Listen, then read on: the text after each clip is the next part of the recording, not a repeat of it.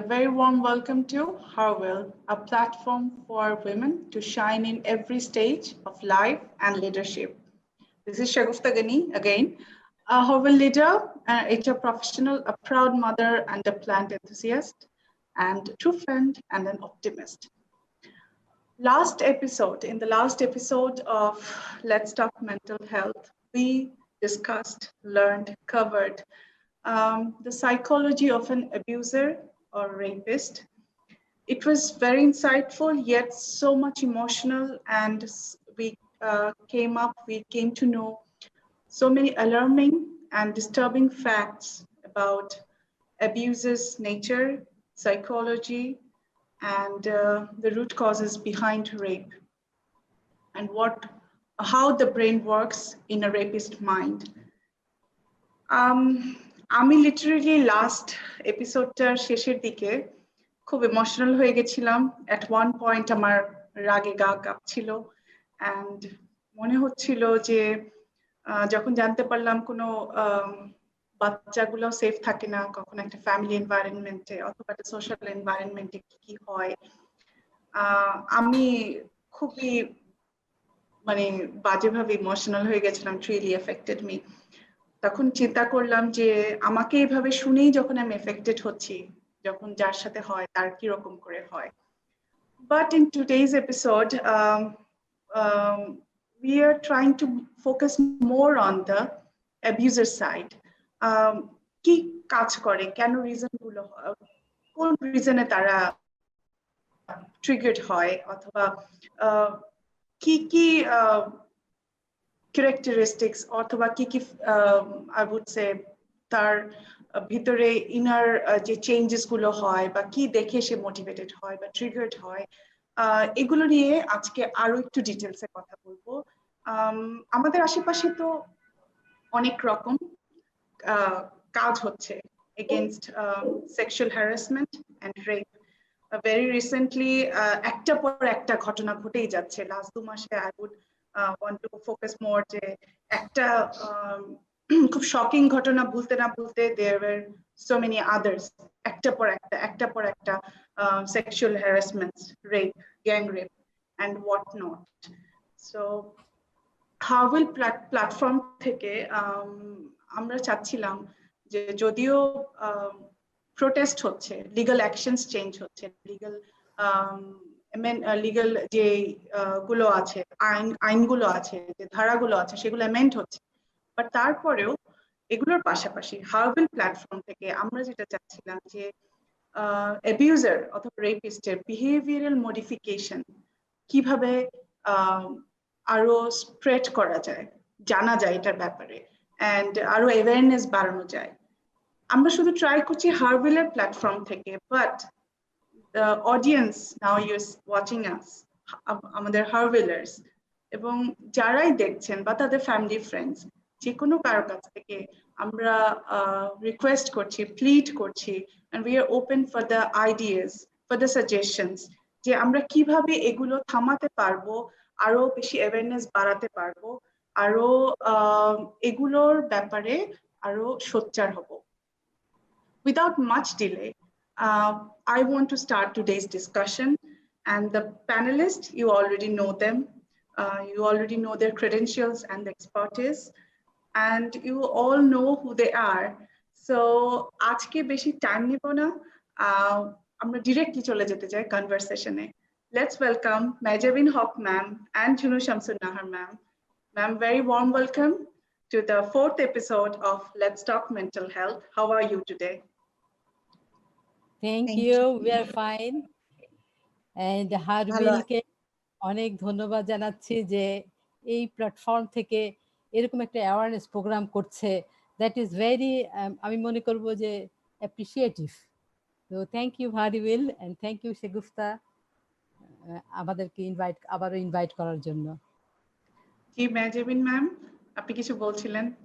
হ্যাঁ, ধন্যবাদ হারভিলকে, সম্পূর্ণ টিমকে অজস্র ধন্যবাদ আমাদেরকে ইনভাইট করার জন্য, এবং আমি সত্যি সাধুবাদ জানাচ্ছি যে এই টপিকটাকে নিয়ে আসা এবং এত ইন ডিটেইলে আমাদেরকে ডিসকাস করার সুযোগ দেওয়ার জন্য। কারণ অনেক ব্যাপার আমরা বুঝে উঠতে পারি না, আমরা জানি না। আমার মনে হয় আমরা পরস্পর যে আলাপ করছি, জি আমাদের কনভারসেশন এবং ঝুনু আপার এক্সপার্টাইজ, আমার অভিজ্ঞতা, এই সমস্ত কিছু থেকে আমরা হয়তো যারা অ্যাবিউজ করছে, যারা রেপিস্ট, তাদের দিকটাও যেমন বুঝতে পারছি, যারা জি ভিক্টিমাইজ হচ্ছে তাদের যে সাইকোলজিক্যাল যে সমস্যাগুলো হয় বা হেলথ ইস্যুস গুলা কাজ করে, সেগুলির উপরেও কিন্তু আমরা আলোকপাত করেছি। জি এবং আমার মনে হয় যে বাকি যেটা আমরা আরো আলাপ করব, যে আমরা কি করতে পারি to prevent this things G happening. G So we can't thank you enough, ma'am. On behalf of Harwell team, we are so honored and privileged to have you again. যেটা বলছিলেন ম্যাম, তারপরও আরেকটু বলা ফর আওয়ার হারভিলার্স এন্ড আদার্স, যে ভিকটিমদের নিয়ে, rape ভিকটিমদের নিয়ে, abused ভিকটিমদের নিয়ে আমরা হরহামেশাই কথা বলে থাকি, এন্ড বলাটাই স্বাভাবিক, বলাটাই জরুরি, আর অ্যাওয়ারনেস ক্রিয়েট করাও জরুরি। বাট হারভিল প্ল্যাটফর্ম থেকে এটাও খুব ইম্পর্টেন্সের সাথে আমরা ফোকাস করতে চাচ্ছি যে একজন রেপিস্ট বা অ্যাবিউজারের সাইকোলজিটা কিভাবে কাজ করে, এন্ড কি পরিপ্রেক্ষিতে, কি ঘটনার পরে বা কি চিন্তাধারার মাধ্যমে সে একজন অ্যাবিউজার বা রেপিস্টে পরিণত হয়। এটাই আসলে এই স্পেশাল আই উড সে এই গত এপিসোড এবং আজকের এপিসোডের আমাদের মূল লক্ষ্য জানা, যে কিভাবে তাদের ব্রেনটা ওয়ার্ক করে এন্ড কি পরিবেশের মধ্যে দিয়ে তারা যায়, যে এত ভয়ঙ্কর এবং সহিংস ঘটনাকে তারা খুব সহজে করে ফেলতে পারে। মেজেমিন ম্যাম, আজকে ফার্স্ট কোয়েশ্চেনটা আমি আপনাকে দিয়ে শুরু করতে চাই। অফকোর্স ঝুনু ম্যাম, আপনারও কিছু এক্সপার্ট মতামত নেব এরপরে। আমরা দেখছি গত 2 মাসে স্পেসিফিক্যালি, তার অনেক আগের থেকে, reps are very brutal this days, and it followed by murder. And এইখানে এই রেপগুলোতে সেক্সুয়াল প্লেজার থেকে ব্রুটালিটিটাকে বেশি ভাবে তাদেরকে ট্রিগার করছে বলে আমাদের মনে হচ্ছে। বিট গ্যাং রেপ অর অন্যান্য যে সেক্সুয়াল হ্যারাসমেন্ট বা যে কোনো একটা রেপের ঘটনাতে সবকিছুই খুব ব্রুটাল হয়ে যাচ্ছে এই রিসেন্ট কয়েকটা মাস ছাড়াও গত কয়েক বছর ধরে দেখছি। কেন এটা হতে পারে, কেন এরকম হচ্ছে, ব্রুটালিটি কেন এতটাই ট্রিগার করছে যে সে মার্ডার করে ফেলতেও সে পিছপা হচ্ছে না?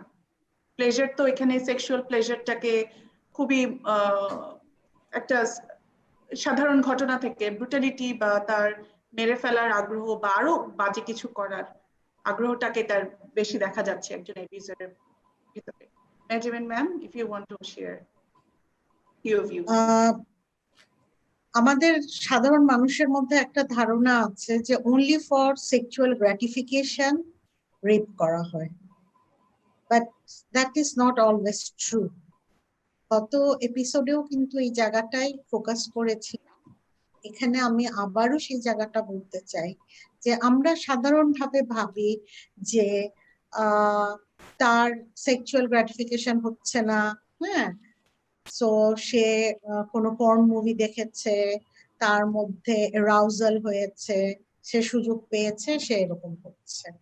ব্যাপারটা কিন্তু এত সিম্পল ওয়েতে চিন্তা করলে হবে না। দেয়ার আর লটস অফ থিংস যেটা একজন রেপিস্টের মাইন্ডের ভেতরে কাজ করে, এবং সেখানে আমরা কিন্তু একটা জায়গা দেখেছিলাম যে অনেক সময় তাদের মধ্যে ওই যে তাদের মধ্যে কিছু ঘাটতি আছে, কিছু ডেফিসিট, ল্যাকিংস কাজ করে। তাদের সেলফ ওয়ার্থ, তাদের সেলফ এস্টিমটা লো থাকে, হ্যাঁ, তারা হয়তো অনেক কিছু থেকে বঞ্চিত। তো এরকম কিছু মানুষ যারা নিজেকে অ্যাকচুয়ালি একজন উন্নত মানুষ ভাবতে পারেন না, এটার সঙ্গে কিন্তু সমাজ ব্যবস্থা সবসময় যে সম্পর্কিত থাকবে তা না। এবং তারা কি করছে, তারা এই অপোজিট সেক্সের যারা রয়েছে তাদেরকে তারা একটা দুর্বল পার্টি হিসাবে চিন্তা করে।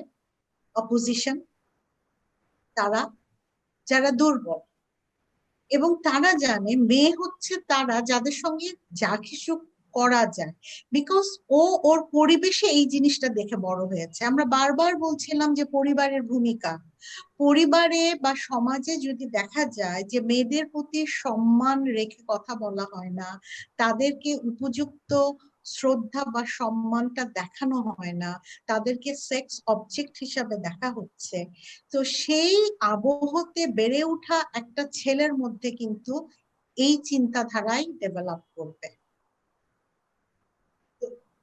এটা একটা ব্যাপার কাজ করে। সো ওখান এটা একটা থাকছে, প্লাস তাদের মধ্যে সামহাউ মেয়েদের প্রতি একটা প্রচন্ড রকম আক্রোশ তাদের থাকে। হয়তো তারা প্রেম নিবেদন করে কখনো রিজেক্টেড হয়েছে। এখন প্রেম কাউকে যার ভালো লাগতেই পারে, প্রপোজ করতেই পারে, কিন্তু কথা হচ্ছে প্রপোজ করলে সেটা একসেপ্টেডও হতে পারে, আবার রিজেক্টও হতে পারে।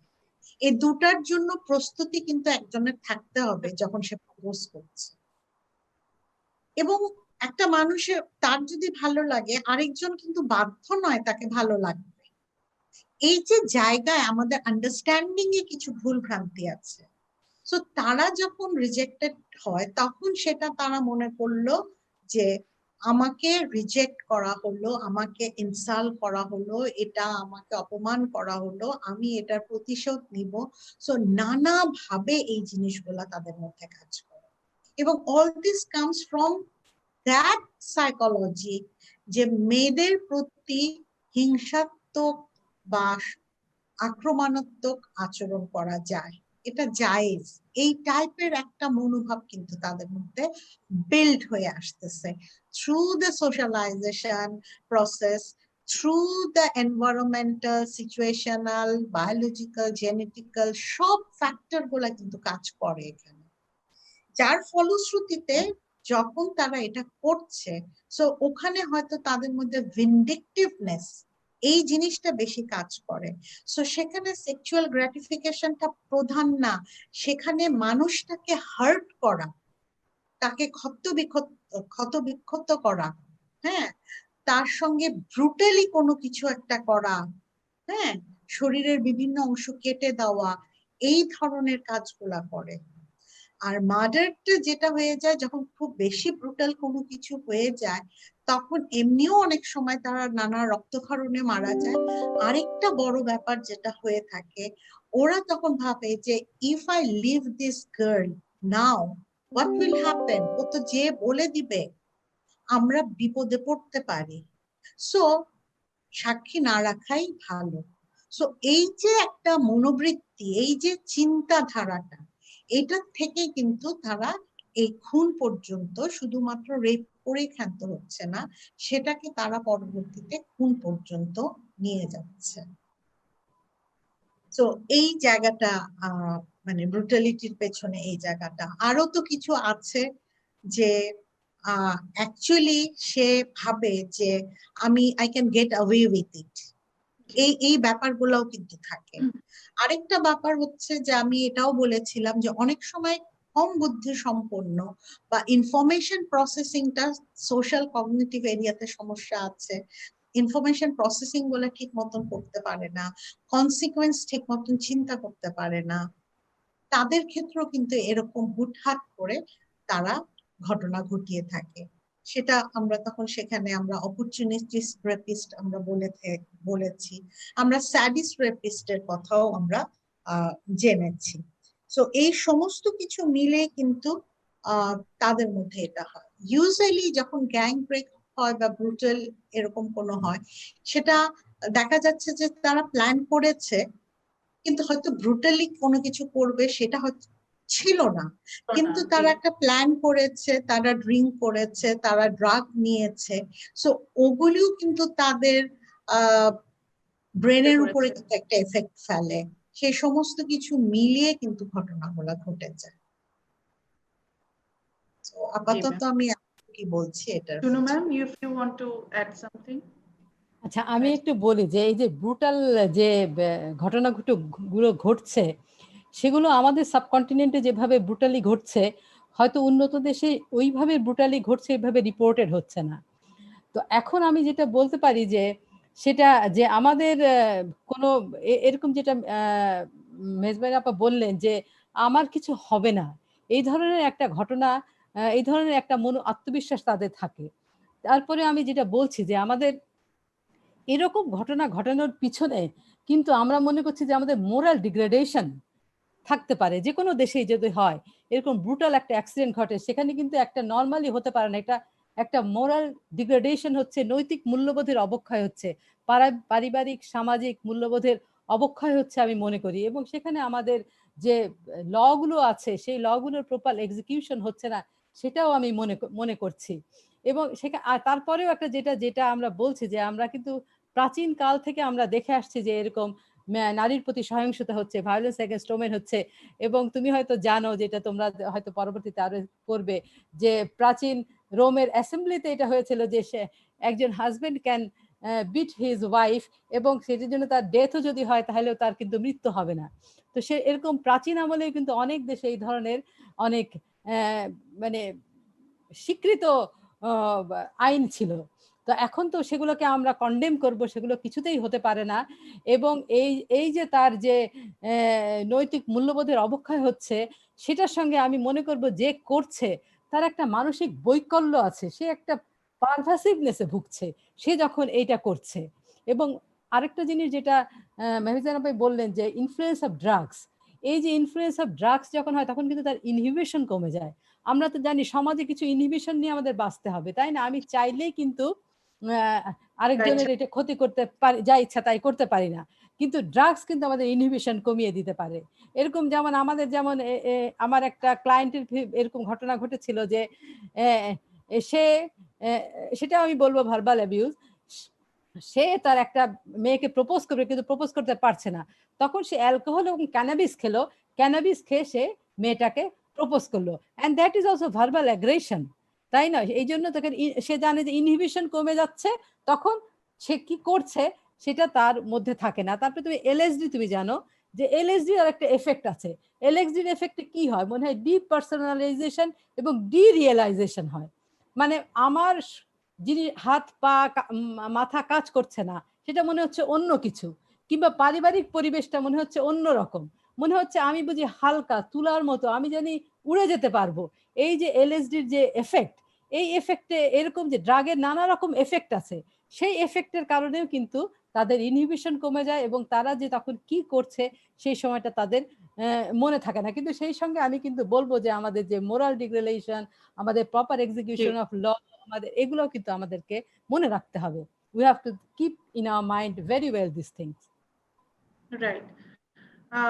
Thank you very much, both of you.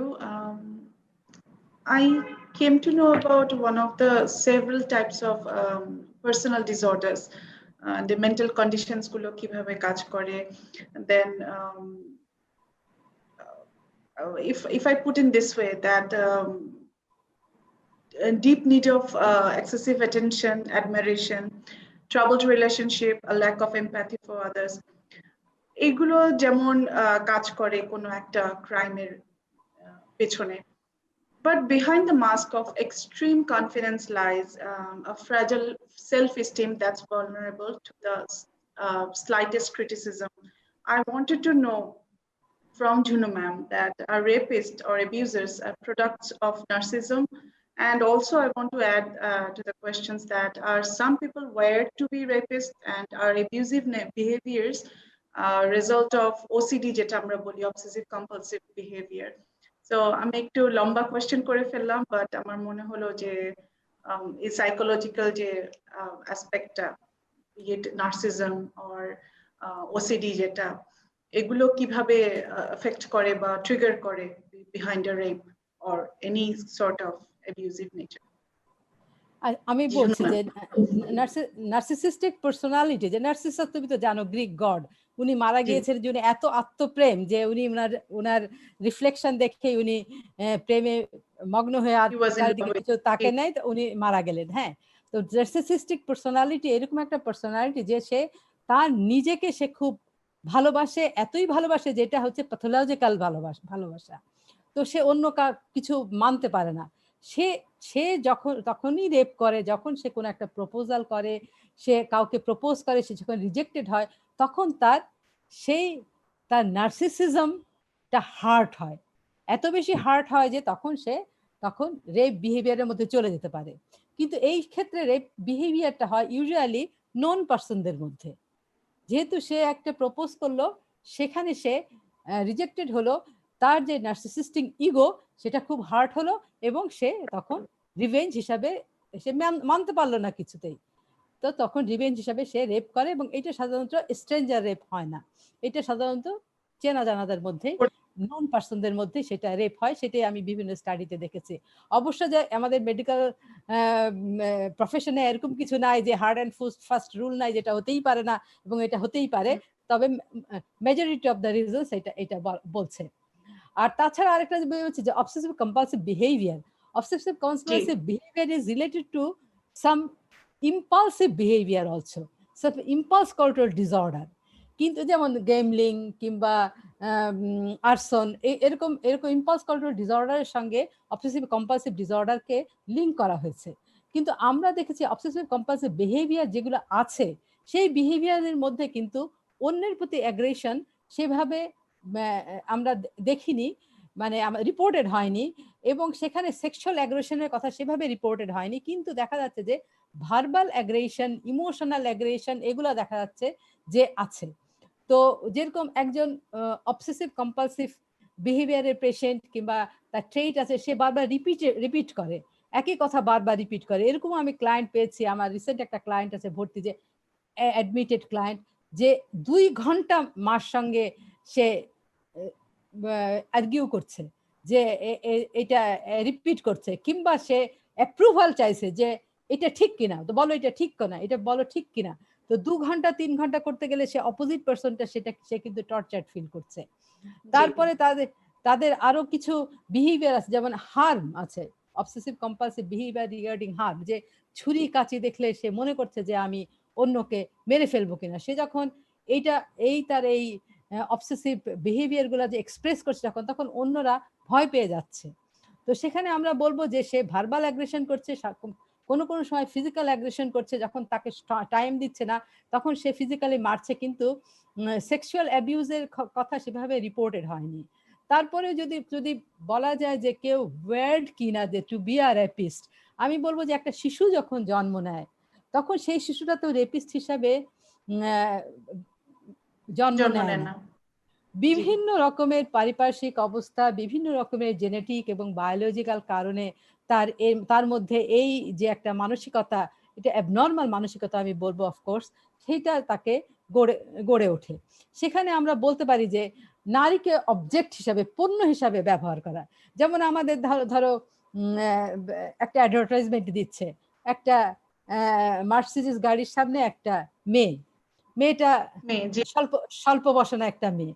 তো সেখানে যার মাথায় সেগুলো আছে যে আমি এভাবে করতে পারি, আমি জানি যে আমাদের সমাজে এটা করলে কিছু হয় না, আমাদের সমাজে মেয়েদেরকে এইভাবে দেখা হয়, আমাদের পরিবারে মেয়েদেরকে এইভাবে দেখা হয়, অ্যাটিটিউড টুয়ার্ডস উইমেন এইরকম, তখন সে কিন্তু তার মনের মধ্যে ওই এটা জেগে ওঠে।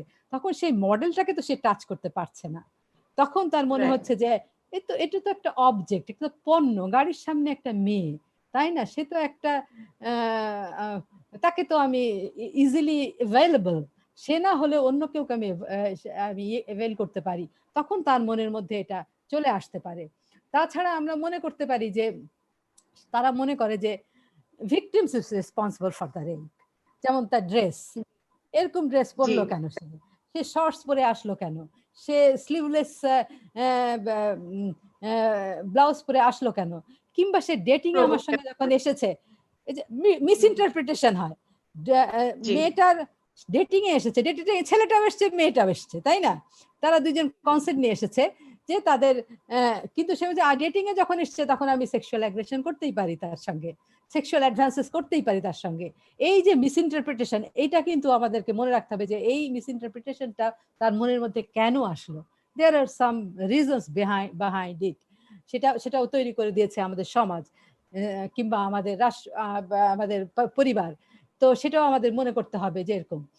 তারপরে সে ইম্প্যাক্ট অফ রেপ নিয়ে চিন্তা করে না, যে রেপ করলাম আমি, এই রেপের পরবর্তীতে যে আমি যে রেপ করলাম তার পরবর্তীতে যে যার সম্মানহানি করলাম তার যে কতটুকু কি হবে, এবং আমার যে সম্মানহানি কতটুকু হবে, আমি যে রেপ করার পর আমাকে যে পালিয়ে বেড়াতে হবে, যে কনসিকুয়েন্স শুধু ভিকটিমের না, কনসিকুয়েন্স যে পারপেট্রেটরের আছে, আমাকে যে এরপরে পালিয়ে বেড়াতে হবে, আমাকে যে মামার বাড়ি চাচার বাড়িতে লুকিয়ে লুকিয়ে থাকতে হবে, আমার বিরুদ্ধে যে কেস ফাইল হতে পারে, এবং কেস ফাইল করার পরে হয়তোবা তার ইনফ্লুয়েন্সিয়াল আত্মীয় স্বজনের দিয়ে কেস উইথড্র করা গেলেও তার যে শরীরে যে স্পটটা লাগলো সেটা সম্পর্কেও কিন্তু সে চিন্তা করে না অ্যাবিউজার সেই সময়টাতে। তো তাছাড়া আমি মনে করি যে তারা যারা এরকম করে তারা মোর সেক্সুয়ালি ভায়োলেন্ট হয়, এবং তারা মনে করে যে তাদের এক্সাজারেটেড সেন্স অফ ম্যাসকিউলিনিটি, যে আমি পুরুষ মানুষ, আমি ম্যাসকিউলিন জেন্ডার, আমি এটা পারি, এটা আমার, এই যে এক্সাজারেটেড একটা ফলস একটা তার যে কগনিশন আছে, আমি বলবো যে অবশ্যই এই কগনিশনের এটা একটা ত্রুটিযুক্ত কগনিশন, এটা এরার ইন তার কগনিশনে, এইটাও তার কগনিশন আছে, এবং তার সে মনে করছে যে এই যে মেয়েদেরকে চ্যালেঞ্জ করতে হবে এবং মেয়েদেরকে কঙ্কার করতে হবে, তাদেরকে আমাদেরকে পায়ের নিচে দাবিয়ে রাখতে হবে, এই ধরনের একটা মন মানসিকতা তাদের মধ্যে থাকে। তো শুধু মেয়েদের না, যেটা আমরা দেখছি যে মহিলারাও ছোট ছেলেদেরকে অ্যাবিউজ করছে, কিংবা অ্যাডাল্ট মেইলও ছোট ছেলেদেরকে অ্যাবিউজ করছে, সেগুলো আমরা দেখছি। তো সেই জন্য আমাদেরকে মনে করতে হবে যে এসবের পিছনে অনেক কারণ আছে, যেটা একটা ছেলেকে রেপিস্ট তৈরি করে, একটা মেয়েকে অ্যাবিউজার তৈরি করে, সেগুলো আমাদেরকে দেখতে হবে। এবং যেটা আমরা বলছি যে অ্যান্টি সোশ্যাল পার্সোনালিটি ডিসঅর্ডারস এর ট্রেট থাকে, যে তার কোনো গিল্ট ফিলিং থাকে না, তার এই কাজ করার পরে তার কোনো সিম্প্যাথি থাকে না, এমপ্যাথি তো দূরের কথা, তার কোনো সিম্প্যাথি থাকে না অন্যজনের প্রতি, and he or she never learns from his or her past experiences. এটুকুই বলছি। Right. Thank you, Chunu ma'am. Mezaben ma'am, if you want to add something. আচ্ছা, হ্যাঁ আপা খুব সুন্দর করে বললেন।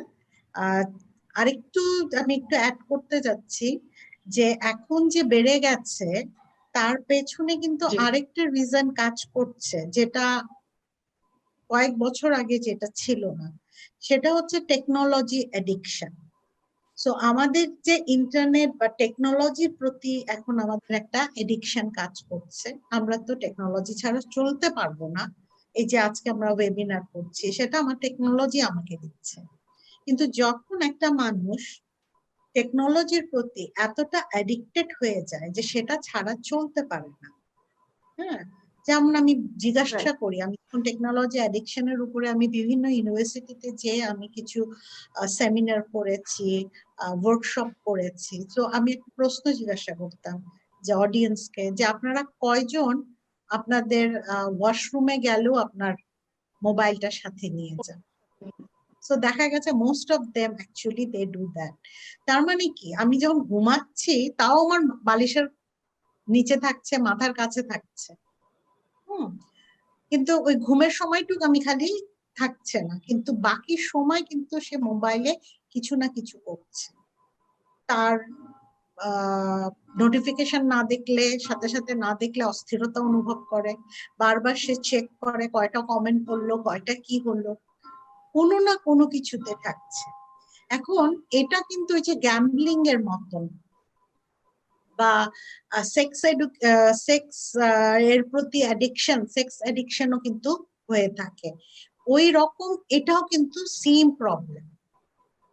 এবং যে কোনো অ্যাডিকশনের মতন এই অ্যাডিকশনটাও কিন্তু একটা মানুষের সাইকোলজিক্যাল যে গেট আপটা আছে সেখানে কিন্তু চেঞ্জেস এনে দেয়, ফিজিক্যাল আনে, সাইকোলজিক্যাল, সব দিক থেকে এনে।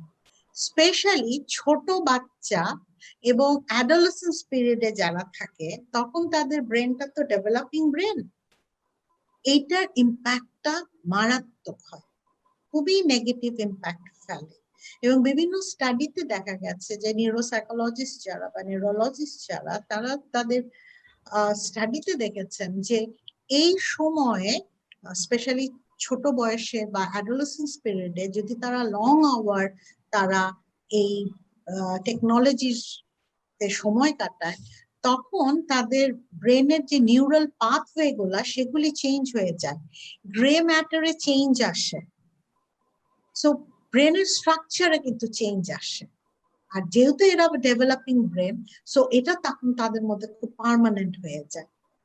এই কারণ আরেকটা মারাত্মক যেটা ব্যাপার, যেটার সঙ্গে আজকের আমাদের টপিকটা সম্পর্কিত, সেটা হচ্ছে যে এদের মাঝখানে যেটা হয় যে এদের ন্যায় অন্যায় বোধটা, মোরাল যে মানে মোরালিটির যে সেন্সটা, এটা কাজ করে না। যে কারণে দেখা গেছে যে বিভিন্ন জায়গায়, সে বিদেশে হোক আমাদের দেশে হোক, আমরা কিন্তু এই এক্সাম্পল গুলা দেখেছি যে একজন অ্যাক্সিডেন্ট হয়েছে বা একজন পানিতে ডুবে মরে যাচ্ছে, তাকে কোথায় ঝাঁপিয়ে পড়ে হেল্প করবে সেটা না করে তার ভিডিও তুলতে সবাই ব্যস্ত আছে। তার মানে যে একজন বিপদে পড়েছে, তার সে মারা যাচ্ছে বা তার কিছু হচ্ছে, তাকে আমাদের একটা মানুষ হিসাবে আমাদের মধ্যে কি থাকে যে আমরা তাকে সাহায্য করি, কিন্তু সহযোগিতার হাত বাড়িয়ে না দিয়ে তারা ভিডিও করতে ব্যস্ত হচ্ছে। ওই যে তাদের ব্রেনে কিন্তু ওই জায়গাটা কাজ করে না।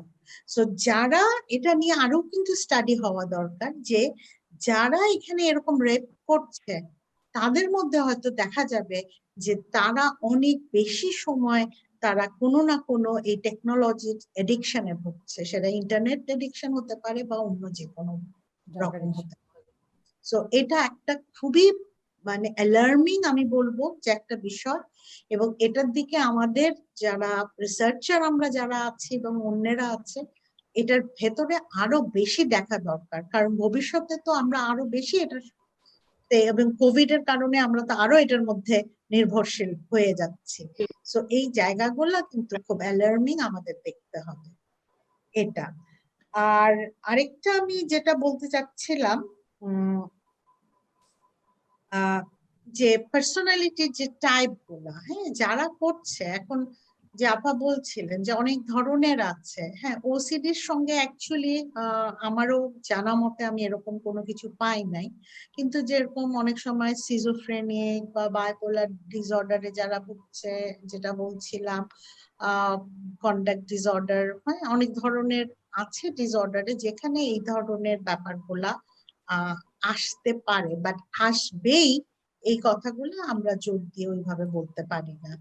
তো এটা ডিপেন্ড করছে সে কোন সিচুয়েশনে আছে, তার সঙ্গে কি হচ্ছে, তার ম্যানেজমেন্টের জন্য কি আছে, এই সমস্ত কিছু কিন্তু আসলে একজন মানুষ কতদূর কি করতে পারে সেটা। যেমন একজন আমাকে একদিন বলছিল যে একজন পুরুষ মানুষ, সে যখন এই নিউজ গুলা পড়ছিল, সে বলছিল যে রেপ কিভাবে করে, আমি একজন পুরুষ মানুষ, আমার তো রেপের ইচ্ছা হয় না, কেন রেপের ইচ্ছাটা হবে?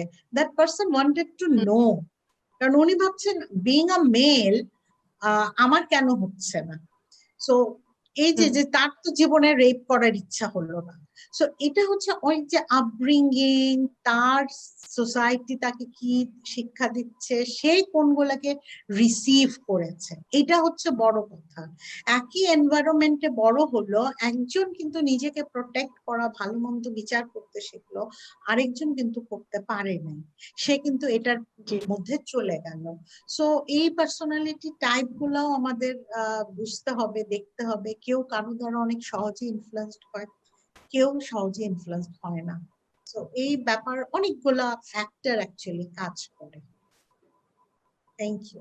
রাইট, আমি thank you very much both of you. আমি in fact refer to your screen time addiction.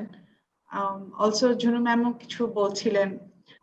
আমার একটা জিনিস হঠাৎ করে মনে পড়ে গেল যে 90s এ খুব হিট মুভি ছিল দিল, আমির খান অ্যান্ড মাধুরী দীক্ষিত।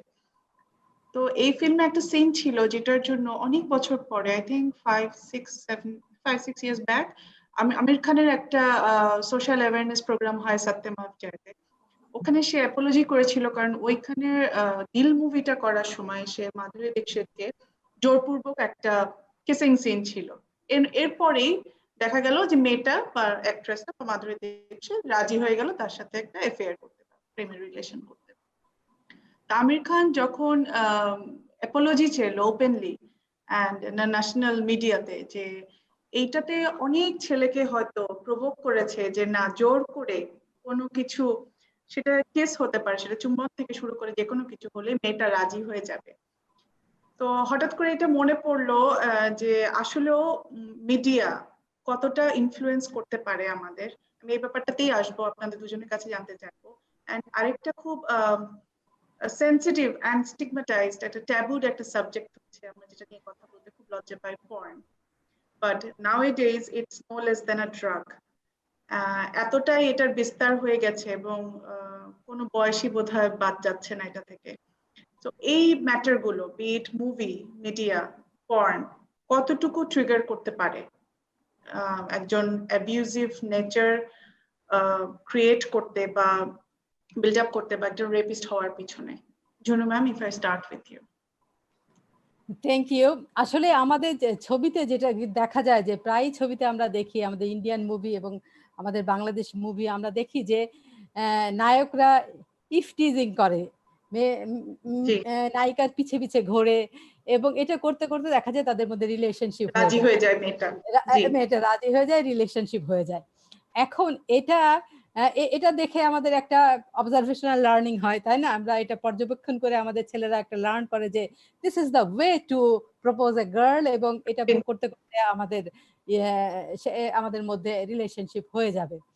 কিন্তু আমির খান যেখানে উনি পাবলিকলি এটাকে অ্যাপোলজি চেয়েছেন, তার মানে ওনার পার্সপেক্টিভে উনি বলছে যেটা ঠিক নয়। কিন্তু আমাদেরও মনে রাখতে হবে যে সিনেমার খাতিরে কিংবা নাটকের খাতিরে যেগুলো করা হয়, সেগুলো যে সবগুলোই জীবন ভিত্তিক, বাস্তব ভিত্তিক, তা কিন্তু নয়। একটা মেয়ে যদি নো বলে, সেই পিঙ্ক ছবির কথা অনুযায়ী আমি বলি, নো মিনস নো। তার পিছে ঘুরে ঘুরে কিন্তু তাকে যে জোরপূর্বক রিলেশনশিপে আনা যাবে তা না। তারপরে আমাদের এখানে আছে যে রেপ হওয়ার পরে তখন যেখানে সালিশ হয়, সালিশে যারা করবেন তারা অভিজ্ঞ মানুষ, তারা জ্ঞান সম্পন্ন মানুষ হবেন, সেটাই আমাদের আশা। কিন্তু দুর্ভাগ্যজনকভাবে যখন সবাই সে সময় হয় না, তখন সেই মেয়েটাকে বলা হয় যে তোমার তো সম্ভ্রমহানি হয়েছে, তোমার তো রেপ হয়ে গিয়েছে, তুমি এই ছেলেটাকে বিয়ে করে ফেলো। তখন জোরপূর্বক বিয়ে দেওয়াটাকেই মনে করে যে এটা বুঝি একটা solution. But this never can B a solution, তাই না? তারপরে চাইল্ড ম্যারেজ আছে, ফোর্সড ম্যারেজ আছে।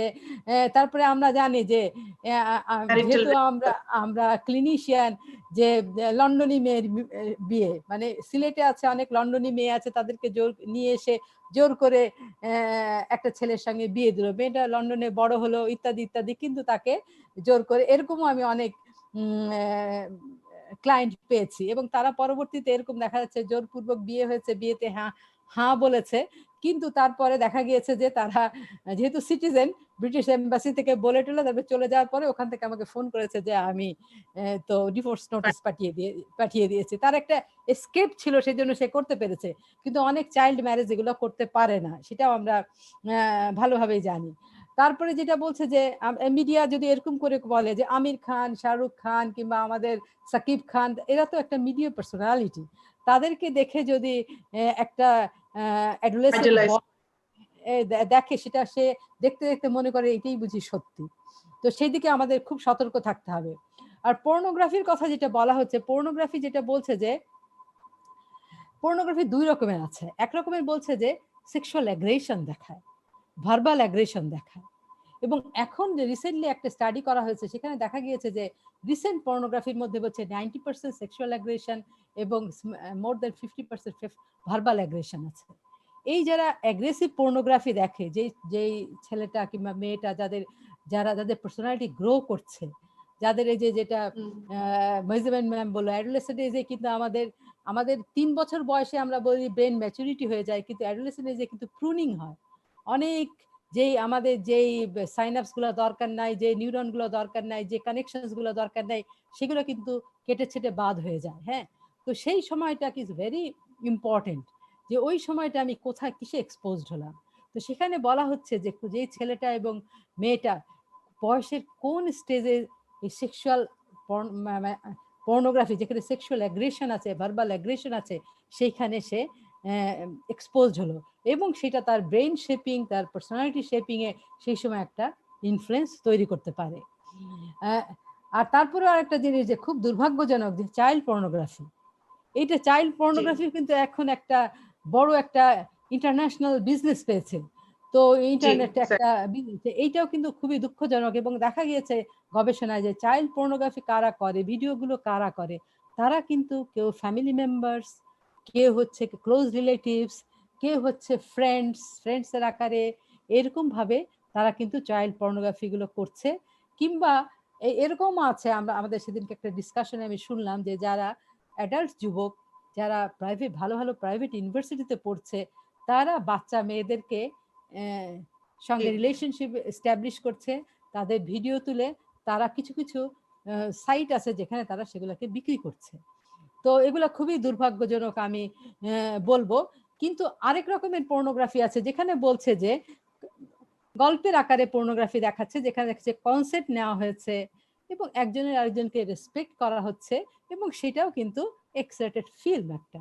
কিন্তু সেখানে দেখা যাচ্ছে যে ওই রকম ফিল্মগুলো দেখলে ওগুলো কিন্তু আমরা অনেক সময় এডুকেটিভ পারপাসে ব্যবহার করি, যাদেরকে সেক্সুয়াল ডিসফাংশন আছে তখন সেখানে কিন্তু আমরা বলি যে আপনাদের এক্সাইটমেন্ট হচ্ছে কিনা সেটা আপনি দেখার জন্য, সেটা আপনি মেজার করার জন্য আপনি সেটা দেখতে পারেন। কিন্তু সেখানে কিন্তু সেই পর্নোগ্রাফি গুলাতে কিন্তু ওই রেপ কিংবা সেক্সুয়াল অ্যাগ্রেশন কিংবা সেক্সুয়াল অ্যাডভান্টেজের চিন্তাটা মাথায় কম আসে এবং বয়সটাও কিন্তু সেটা ফ্যাক্টর, কখন বয়সে কোন বয়সে সে এর মধ্যে এক্সপোজ হচ্ছে।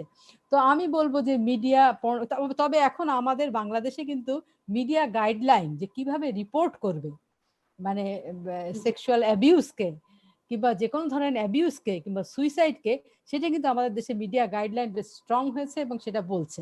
কিন্তু সিনেমাতে আমার মনে হয় যে সেই সেন্সরশিপটা রাখতে হবে, নাটকেও সেই সেন্সরশিপটা রাখতে হবে এবং পর্নোগ্রাফির ক্ষেত্রে যে sexual aggression, verbal aggression, child pornography, এগুলো আমাদেরকে একদম স্ট্রিক্ট নো বলতে হবে। আমরা যেরকম বলছি নো টু ড্রাগস, সেরকম no to this kind of pornography. আমি যদি একটু বলি যে মেজারিন ম্যামের কথা অনুযায়ী, আমার এখন 2টা ক্লায়েন্ট আছে, অ্যাডমিটেড ক্লায়েন্ট। একজন 20 ঘন্টা ধরে সে দেখতো, ইন্টারনেটে থাকতো, আরেকজন 16 ঘন্টা করে দেখতো। এখন তাদের বিহেভিয়ারে কি চেঞ্জ হচ্ছে? 20 ঘন্টা যদি সে থাকে তার কিন্তু অনেক সেন্সরি ডিপ্রাইভেশন হবে, তার ঘুম হবে না, তার খাওয়া হবে না, অন্যের সঙ্গে ইন্টারাকশন হবে না। এখন তাদের মধ্যে দেখা যাচ্ছে যে মেজর সাইকিয়াট্রিক ডিসঅর্ডারের সব সিমটমস দেখা যাচ্ছে, তার হ্যালুসিনেশন, ডেলিউশন সবকিছু দেখা যাচ্ছে। আরেকটা ছেলের, অ্যাডোলেসেন্ট ছেলে, সেটাকে বিশ্বাস করতে শুরু করেছে, সেই গেমগুলোকে, গেমের ক্যারেক্টারগুলোকে। সে হাঁটছে গেমের ক্যারেক্টারের মতো, সে খাচ্ছে না, মনে করছে গেমের ক্যারেক্টার তাকে খাইয়ে দিবে। মানে তার মধ্যে সেটা বিশ্বাস জন্মে গিয়েছে সেই গেম দেখতে দেখতে যে এই গেমের ক্যারেক্টারগুলোই বাস্তব এবং ওরাই রিয়েল এবং আমার যে বাস্তবতা চারিদিক ঘিরে সেটা আনরিয়েল। এবং এইসব যদি কেউ যদি মনে করে এবং এই পর্নোগ্রাফি দেখে, অ্যাগ্রেশন দেখে সে যদি মনে করে দিস ইজ রিয়েল, তখন তার মাথার মধ্যে এটা ইমপ্রিন্টেড হয়ে যায় এবং সে মনে করে this kind of aggression is real এবং অন্য কিছু Unreal. That is very unfortunate things যদি এরকম হয়। জি জি এক্স্যাক্টলি। তো একটা গেম আসলো না, ব্লু ওয়েল গেম, যেখানে নিজেকে মেরে ফেলতে দ্বিধাবোধ করতো না, এতটাই ইনফ্লুয়েন্সড হয়ে গেছিল যে এই গেমটা। এক্স্যাক্টলি ইনস্ট্রাকশন দিত তারা যে এটা করো, এটা করো, জি জি, তুমি সেলফ হার্ম করো, লাস্ট স্টেপ ওয়াজ কিল ইয়োরসেলফ। হ্যাঁ জি, সেলফ হার্ম করে পিকচার আপলোড করো, লাস্ট স্টেজে তুমি হচ্ছে কি নিজেকে কিল করো, এরকম। সেখানে তাদের রিয়েলিটির সাথে থাকতো না তারা, তাই না? সম্পূর্ণভাবে ইনফ্লুয়েন্সড হয়ে যেত। Mehzabin ma'am, if you want to add something media and pornography, এই জায়গা, মিডিয়ার কথাটা বলাতে আমার মনে হলো যে ছোটকালের যে বাংলা সিনেমা বা এই ধরনের সিনেমাগুলাই ছিল, যে ইভেন ইংলিশ সিনেমাগুলোতেও কিন্তু এই টাইপেরই ছিল, যে মানে একটা মনে হয় নায়ক নায়িকার পরিচয়ের জন্য আগে একটা ছিল ধাক্কা লাগতো, ধাক্কা লেগে বই পড়ে যেত, বই উঠালো। হ্যাঁ, এটা একটা কমন জিনিস ছিল। আরেকটা কিন্তু জিনিস ছিল খুব কমন, একটা ভিলেন ক্যারেক্টার থাকতো, সে হাহা হি হি করে মেয়েদের রেপ করতো বা নায়িকাকে রেপ করার জন্য উদ্যত হতো। ওই জায়গাগুলা কিন্তু কম্পারেটিভলি কমে গেছে, এখন ওই জায়গাগুলা কিন্তু এখন অ্যাড্রেস করা হচ্ছে। যে এই সিন গুলা যখন দেখানো হচ্ছে, এখন কম বয়সীরা সিনেমাটাকে ভাবছে এটাই একটা লাইফ, তারা ওই নায়কের মতন হতে চায়, তারা ওই যে বললে যে জোর করে কিস করলাম প্রেম হয়ে গেল, এই জায়গাগুলো কিন্তু ওরা ফলো করে, তাই না? স্পেশালি নায়ক নায়িকারা যেটা করে, সো ওগুলা কিন্তু ওদের ব্রেনে একটা ইমপ্রিন্ট পড়ে যায় এবং তারা ওই রকম করতে তখন ভাবে এটা তো বোধহয় করা যায়, কারণ এটা ওকে দেখানো হয়েছে। সো মডেলিংটা হয়। সো এরকম নেগেটিভ কোনো কিছু যেন মডেলিং না হয়, ওগুলার দিকে আসলে আমাদের খেয়াল রাখতে হবে। এবং বহু বহু দিন থেকে আমরা মিডিয়াতে বলছি, এবং ঝুনু আপা জানেন যে এগুলা বলার ফলশ্রুতিতে আমাদের কিন্তু এখন কিছু গাইডলাইন্স হয়েছে। এখন আমরা আগে রেপ ভিকটিমের নাম পরিচয় ছবি ছাপানো হতো, কে রেপ করেছে তার কোনো খবর নাই, কিন্তু এখন কিন্তু সেই সিনারিওটা নাই। সো এই জায়গাগুলা কিন্তু চেঞ্জ গুলা এসেছে, কিভাবে ছবি বা নিউজটাকে তারা পাবলিশ করবে, ওই জায়গাগুলা কিন্তু এখন অনেকটাই আমরা কেয়ারফুল হয়েছি। তারপরেও আরো বেশি করার প্রয়োজন আছে।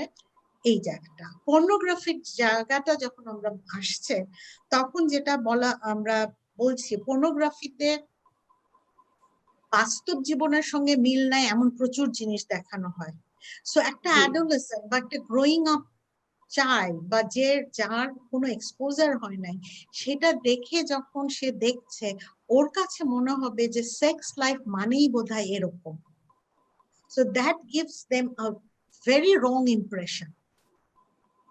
আমি জাস্ট এই প্রসঙ্গে একটু বলি, আমার একটা ক্লায়েন্ট, তার হাজবেন্ডের সঙ্গে ডিভোর্স হয়ে যাচ্ছে কয়েকটা ইস্যুতে, তার মধ্যে একটা ইস্যু আছে যে হাজবেন্ড সে তার নিজের স্যাটিসফ্যাকশন নিয়েই, সেক্সুয়াল স্যাটিসফ্যাকশন নিয়ে উদ্গ্রীব থাকে, ওয়াইফের ব্যাপারে সে মোটেও কনসার্ন না, ডমিনেটিং, এবং সে তাদের সেক্সুয়াল ইন্টিমেসির সময় সে তাকে হিট করে, ওয়াইফকে সে হিট করে, সে বিট করে। সো এটা সে কোত্থেকে পেল? দিস আর দ্য থিংস অনেক সময় পর্নোগ্রাফি থেকে শিখে থাকে। সো এই যে রং ইনফরমেশন গুলা তারা পেয়ে থাকে। At the same time, there are some fields, sex education, যেখানে সেক্স এডুকেটররা, একজন সেক্স থেরাপিস্টরা বলছেন। সো দিস আর হেল্পফুল সেই কাপলের জন্য যাদের মধ্যে সেক্সুয়াল হয়তো কোনো সমস্যা হচ্ছে। সো তারা ওখান থেকে শিখতে পারে, তারা জানতে পারে, which is scientific, which is helpful তাদের রিলেশনশিপটা মেনটেন করার জন্য। কিন্তু পর্নোগ্রাফিটা ওইভাবে না। এই জায়গাগুলা খুব আমাদের, যে গ্রুপ সেক্স করা বা child pornography, which is so damaging সবকিছুর জন্য। তো ওগুলার জন্য আরো কিছু করা যায়। আমি শুনেছি আমাদের দেশে এখন পর্ন সাইট গুলা ভিজিট করা বলে যায় না, সো গভর্নমেন্ট থেকে অনেকগুলা বিধিনিষেধ হতো, রেস্ট্রিকশন গুলা আরোপ করা হয়েছে। So this are the good things. কারণ তা না হলে দেখা যেত যে একজন ট্যাক্সি ক্যাবে করে যাচ্ছে, উবার ডেকেছে, সেখানে তার ফোনটা এখানে রাখা আছে, উবার ড্রাইভার পেছন থেকে দেখছে যে Uber driver is watching a pornography. So যে প্যাসেঞ্জার বসে আছে সে তো ভেরি আনকমফোর্টেবল ফিল করছে, স্পেশালি যখন একটা মেয়ে হয় এবং একা যাচ্ছে, সেটা তার জন্য খুব ডিফিকাল্ট হয়ে যায়। সো এই জায়গাগুলো, এটার জন্যই অ্যাকচুয়ালি আমাদের সেই সেক্স এডুকেশনটা দরকার। সেক্স এডুকেশনটা তাহলে পর্নোগ্রাফির ব্যাপারগুলা আমাদের এতটা ইনফ্লুয়েন্স করতে পারবে। আমি এখনই আসছিলাম এই সেক্স এডুকেশনের ব্যাপারটা নিয়ে, যে এখানে তো খুব সেক্স এডুকেশনটা হয়তো এখনো খুব সীমিত পরিসরে শুরু হয়েছে, বাট অফেন এটা মিসআন্ডারস্ট্যান্ড করা হয় যে সেক্স এডুকেশন মানেই প্রমোটিং সেক্স। কি মানে অদ্ভুত এবং ভয়ঙ্কর একটা মানে ভুল তথ্য, যে বাবা মা বা প্যারেন্টস বা ফ্যামিলি থেকে এই ব্যাপারটা নিয়ে কথাই বলতে চায় না। মানে এখনো তো আমাদের ওই অবস্থায় হচ্ছে, আমি কিভাবে হলাম, তোমাকে একটা পাখি এসে দিয়ে গেল আমাদের কাছে। আমরা তো এখন ওই ফেজ থেকে বেরোতে পারছি না যে কিভাবে একটা সুন্দর করে বোঝানো একটা গল্পের মতো করে যে একটা বাচ্চা কিভাবে তৈরি হয়, কিভাবে জন্ম নেয়। তো এই সেক্স এডুকেশনের ব্যাপারে আমি এখনই জিজ্ঞেস করতে চাচ্ছিলাম যে একটা proper sex education teaches you what's right and what's wrong. So instead of thinking that it will promote sex, let's talk more about sex from the sex education নিয়ে আরো কথা বলা উচিত from মানে স্টার্টই করা উচিত ফ্যামিলি থেকেই, বাবা মা থেকেই, বা একটা সুন্দর একটা পারিবারিক ইয়াতে যে শেখানো, একদম বেসিক জিনিসগুলো শেখানো, একদম আমার তো মনে হয় প্রিটিন থেকে শেখানো উচিত. তো মেজাবিন ম্যাম, আপনাকে দিয়ে শুরু করে দেন, জন্য ম্যামের কাছে আমি আসবো সেক্স এডুকেশনের ব্যাপারে. If you want to add যে কি অবস্থা আমাদের দেশের সেক্স এডুকেশনের ব্যাপারে, বা কিভাবে আমরা এটাকে কারিকুলামে ইনক্লুড করা হবে, বা কোনো আলোচনা চলছে কিনা, বা কোনো আপনাদের প্ল্যান আছে কিনা, সাজেস্ট করছেন কিনা গভর্নমেন্টকে, এই ব্যাপারটাতে যদি জানতে চাই দুজনের কাছে. মেজাবিন ম্যাম, আপনাকে দিয়ে শুরু করুন. ভালো কথা। এটা বলতে যে আমার মনে হলো, আমি যখন ক্লাস 8-এ পড়ি, so that was many years ago, বোঝা যাচ্ছে। সো তখন আমাদের হোম ইকোনমিক্স এর যে বই, ওখানে একটা চ্যাপ্টার ছিল যেখানে মেনস্ট্রুয়াল পিরিয়ড নিয়ে একটা চ্যাপ্টার ছিল। আমাদের টিচার, উনি একজন ফিমেল, সে কখনোই আমাদেরকে এটা পড়াতো না, এবং আমরা কখনো ওটার নামটা উচ্চারণ, ঋতুস্রাব, এটা যে উচ্চারণ করব সেটা আমরা করতে পারতাম না। এখন পরীক্ষা তো এসে গেছে, পরীক্ষায় কি এটা থাকবে কি থাকবে না আমরা তো জানি না। তো আমরা মনে আছে যে কিভাবে জানবো, এটা তো জানতে পারতেছি না, কারণ দিস ইজ সামথিং যেটা মুখে উচ্চারণ করা যাবে না, ব্যাপারটা এরকম ছিল। সো তখন বইটা নিয়ে এরকম করে দেখিয়েছে, অত নম্বর চ্যাপ্টারটা কি থাকবে, বলছে না ওটা থাকবে না। সো এখন কথা হচ্ছে হোয়াটস দ্য ইউজ, এটা যদি তখন এরকম হয়। 20 বছর আগের কথা আমি একটা বলি। 20 বছর আগে আমরা বেশ কিছু ডক্টরস, রিসার্চার, গভর্নমেন্টের অনেকে ছিলেন, আমাদের বেশ লম্বা ওয়ার্কশপ হয়েছিল, কয়েকদিন, 2-3 দিন বোধহয় ছিল সেটা, যেখানে আমরা স্কুলে সেক্স এডুকেশনটা ঢুকাবো, কিভাবে ঢুকাবো, যুক্তিটা, ডক্টরদের পয়েন্টস অফ ভিউ, এডুকেটরদের, রিসার্চারদের পয়েন্ট অফ ভিউ, সাইকোলজিস্টের পয়েন্ট অফ ভিউ, এই সমস্ত কিছু মিলে আমরা কিন্তু অনেক দিয়েছিলাম, কিন্তু সেটা এখন পর্যন্ত কিন্তু কোনো কিছু হয় নাই। তবে এই জায়গাটা দরকার। তো যখন কারিকুলামে আসছে না, তখন কিন্তু ওরকম চেষ্টা করা হলো যে ওকে আমরা তাহলে অন্যভাবে যদি সেখানে জানানো যায়। তো সেখানেও আমরা কিন্তু অনেক বাধার সম্মুখীন হয়েছি। হ্যাঁ, যে আচ্ছা আমরা ওদের সঙ্গে কথা বলি, হ্যাঁ, রিপ্রোডাক্টিভ অর্গানস নিয়ে বা এই জায়গাগুলা নিয়ে ভুল তথ্য জানার চাইতে সঠিকভাবে সঠিক তথ্য জানাটা খুব খুব জরুরি। তো ওই জায়গাগুলো থেকেও কিন্তু ইভেন আমাদের দেশে তো ইংলিশ মিডিয়াম স্কুলস গুলো আছে, আমি সেটাও জানি যে ইংলিশ মিডিয়ামের স্কুলেও কিন্তু গার্ডিয়ান যে বলেছে টিচারদের যে প্লিজ, ইংলিশ মিডিয়ামের বাচ্চারা বড় হচ্ছে, সেখানে একজন আরেকজনের প্রেমে পড়ে যাচ্ছে, অনেক কিছু ঘটনা ঘটছে, ইনসিডেন্ট কিন্তু ওখানে কম ঘটে না, হচ্ছে, সব স্কুলেই কম বেশি হয় সেই জায়গাগুলো। তো সেখানে গার্ডিয়ানরা বলেছে যে আপনারা একটু সেক্স এডুকেশনের ব্যবস্থা ওদের যদি দেওয়া হয় ক্লাসে, তাহলে কি হবে যে ওরা কিন্তু পরস্পরকে রেসপেক্ট করাটা শিখবে, এই জায়গাগুলো ওদেরকে। টিচাররা দে ডিডন্ট লাইক ইট। টিচাররা বলেছে আপনি কিভাবে একজন শিক্ষিত মা হয়ে এরকম বলছেন, শিক্ষিত মা হয়েই তো এটা চাইছে। সো পিকচারটা কিন্তু কিছুদিন আগ পর্যন্ত এরকমই আছে, বাট বাচ্চারা, আর এখন ইন্টারনেটের যুগ, বাচ্চারা না জেনে কিন্তু থাকছে না। সো এই যে ভুলভাবে জানার চাইতে সঠিকভাবে জানাটা জরুরি। এখানে আমি আমার আরেকটা এক্সপেরিয়েন্স শেয়ার করি। আমি যে স্কুলে পড়তাম, আমাদের যে সায়েন্সের টিচার ছিল, we are very fond of him, কারণ খুবই সুন্দর করে পড়াতেন এবং উনি খুবই ফ্রেন্ডলি ছিলেন এবং উনি অনেক গল্পও করতেন, দেশ বিদেশের গল্প, এটা সেটা। So he was the first teacher যিনি আমাদেরকে খুব সুন্দর একটা সেই বিজ and flowers and seeds and বিজ দিয়ে উনি কিন্তু আমাদেরকে প্রথম এই জায়গাগুলা শেখান। অ্যান্ড এত সুন্দর করে উনি এটা তুলে ধরেছিলেন যে কারণে আমাদের মধ্যে কিন্তু খারাপ কোনো কিছু লাগে নাই। বরং আমার মনে আছে আমার একটা ফ্রেন্ড ও খোঁচা দিচ্ছিল আরেকটা ফ্রেন্ডকে, হ্যাঁ, তখন উনি ধমক দিয়ে বলেছে, তুমি ওর কাছে কি জানতে চাও? ও কি আমার চাইতে ভালো জানবে?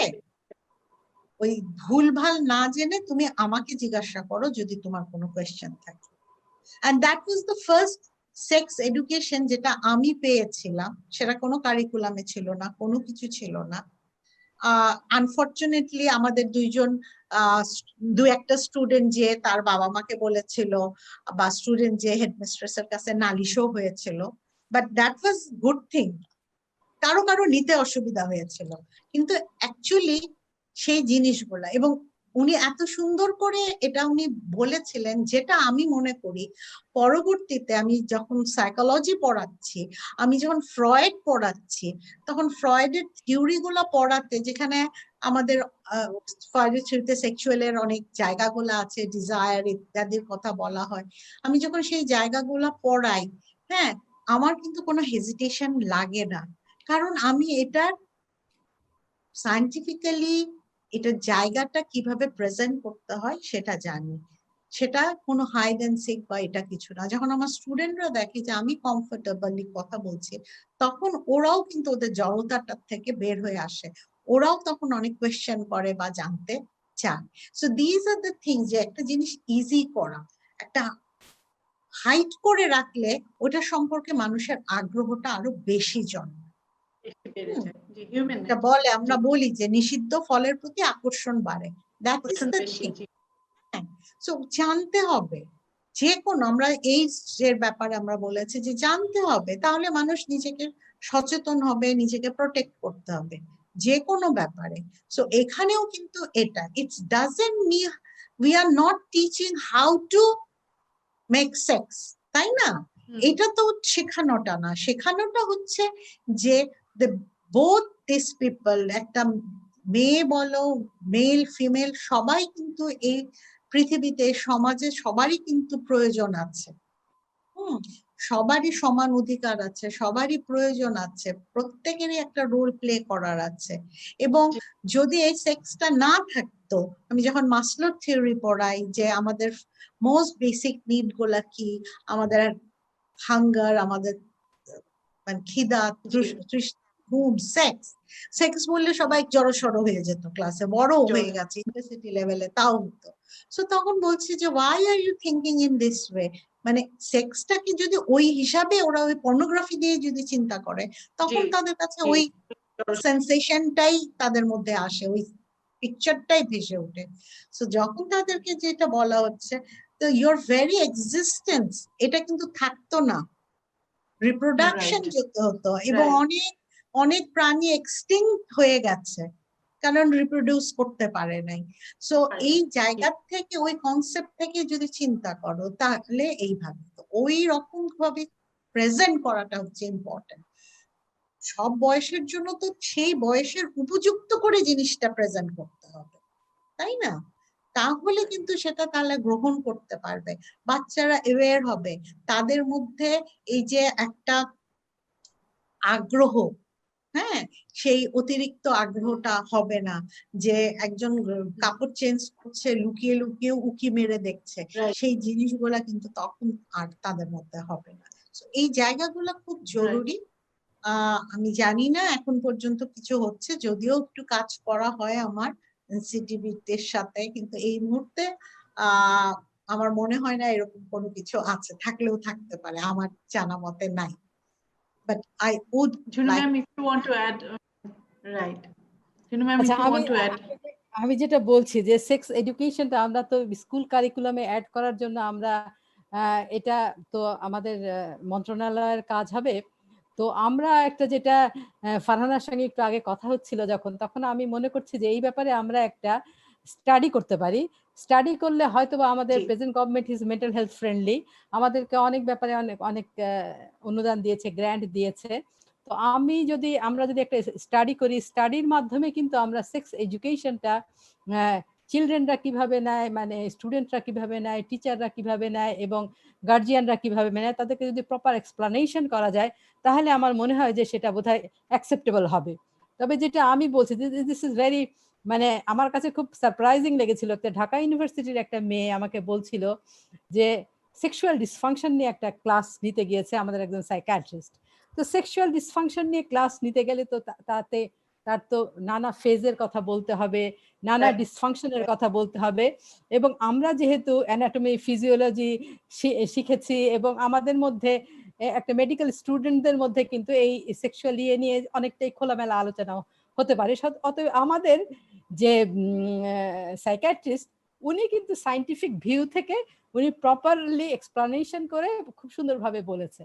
কিন্তু মেয়েটা বললেন যে আমরা লজ্জায় মাথা তুলতে পারছিলাম না। আমি বললাম কেন, উনি কি তোমাদেরকে কোনো হার্ড করে কোনো কথা বলেছে, আনসাইন্টিফিক কিছু বলেছে? বলে কি না, তা তো বলেননি, উনি তো আমাদের দিকে তাকাইনি, উনি ওনার স্লাইড নিয়ে কথা বলেছে।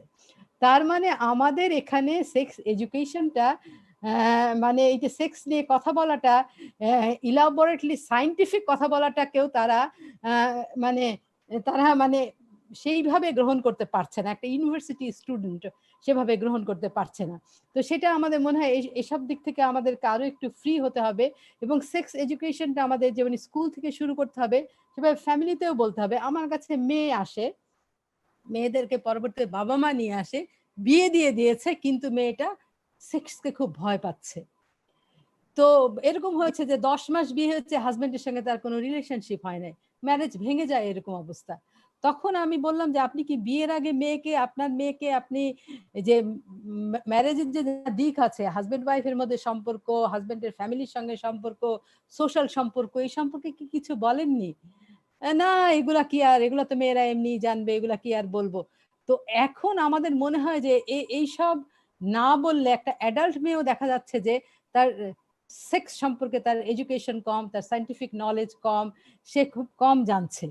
তো সেই জন্য আমার মনে হয় যে এটা আমি যে লেভেলে আছি সেখানে আমি বোধহয় রিকোয়েস্ট করলে হয়তোবা এই যে সেক্স এডুকেশন নিয়ে রিসার্চ করার একটা গ্রান্ট পেতেও পারি। তো আমি এটা নিয়ে আমি মনে হয় কয়েকদিনের মধ্যে আলাপ আলোচনা করব। আমাদের একটা ইয়েও আছে, কি জানি, চাইল্ড অ্যান্ড অ্যাডোলেসেন্ট সাইকিয়াট্রির একটা কনফারেন্সও আছে, যদিও ওয়েবিনারে হবে, জুমে হবে। আমি এখানে সেটা তুলবো এবং আমার মনে হয় যে আমরা বোধহয় এটা করতেও পারি। তো তারপরেও আমার মনে হয় যে প্রত্যেক স্কুলে ইংলিশ মিডিয়াম, বাংলা মিডিয়াম এবং কলেজ ইউনিভার্সিটিতে আমার মনে হয় সেক্স এডুকেশন নিয়ে বলা দরকার। তাহলে একজন আরেকজনের প্রতি রেসপেক্ট বাড়বে এবং যে ফলস নলেজগুলো, তারা যে ইগনোরেন্ট ইজ ব্লিস, এই ক্ষেত্রে কিন্তু ইগনোরেন্ট ইজ ব্লিস এটা এই কথাটা নট এট অল অ্যাপ্রোপ্রিয়েট। অতএব আমাদের এই ইগনোরেন্সের জন্য আমাদের অনেক কিছু ঘটে যাচ্ছে। তো আর একজন মেয়ে যদি আত্মবিশ্বাসী না হয় তাহলে তার সন্তান তো আত্মবিশ্বাসী হবে না। তো সেই জন্য আমাদেরকে এদিকে প্রপার দৃষ্টি দিতে হবে। তবে আমি বলবো যে আমাদের এডুকেশন মিনিস্টার কিন্তু করোনা এবং রেপকে পাঠ্যপুস্তকে আনা হবে। তিনি যখন এটা বলেছেন যে করোনা এবং রেপকে পাঠ্যপুস্তকে আনা হবে, পাঠ্যপুস্তকে আনবেন, তখন আমার মনে হয় যে সেক্স এডুকেশনও আমার মনে হয় যে আনতে পারেন। এটা আমরা যদি একটু বলি, আমরা সাইকিয়াট্রিস্ট, সাইকোলজিস্ট, আমরা যদি ওনাদের কাছে, যাদের কাছে আমাদের অ্যাক্সেস আছে, যদি বলি, আমার মনে হয় এটা হতে পারে। আমি আশাবাদী। Harwil wishes you all the best ma'am. যদি এটা হয়ে যায় তো দারুণ একটা ব্যাপার হবে। আসলে সেক্স এডুকেশনটা কতটা ইম্পর্টেন্ট হয়তো এই প্রজন্মের বাবা মারা বুঝতে পারছে, বাট অ্যাওয়ারনেসটা বাড়ানো আসলে অনেক অনেক জরুরি। মুভিং অন, কেন আসলে সেক্স এডুকেশনটা অ্যাকসেপ্টেড না? ডেফিনেটলি আমাদের সোসাইটি সিস্টেমটা অনেক কনজারভেটিভ। সো এই কনজারভেটিভ সোসাইটি সিস্টেমে I want to know that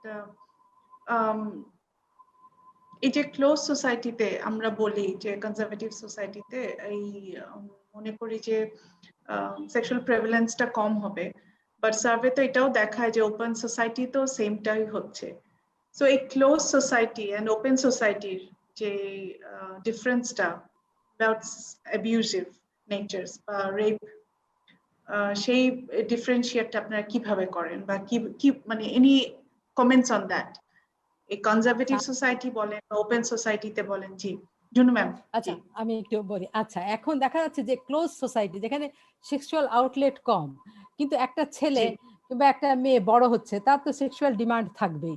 সেখানে দেখা যাচ্ছে আমাদের দেশে কিন্তু আমরা দেখছি যে হস্টেলগুলোতে কিন্তু হোমোসেক্সুয়াল বিহেভিয়ার অনেক বেশি, যেখানে মেল হোস্টেল ফিমেল হোস্টেল সেগুলোতে আমরা কিন্তু দেখছি যেহেতু তাদের সেক্সুয়াল আউটলেট নাই, কিন্তু দেখা যাচ্ছে যে তাদের মধ্যে সেক্সুয়াল রিলেশনশিপ হচ্ছে, হোমোসেক্সুয়াল রিলেশনশিপ হচ্ছে। এবং আমাদের গ্রামাঞ্চলে দেখা গিয়েছে, আমি কিন্তু আমরা মনে করি আমাদের গ্রামে বোধহয় মোর কনজারভেটিভ হবে, কিন্তু আমাদের শহরের মধ্যবিত্ত পরিবারগুলো কিন্তু মোর কনজারভেটিভ দেন রুরাল এরিয়াজের পরিবারদের থেকে।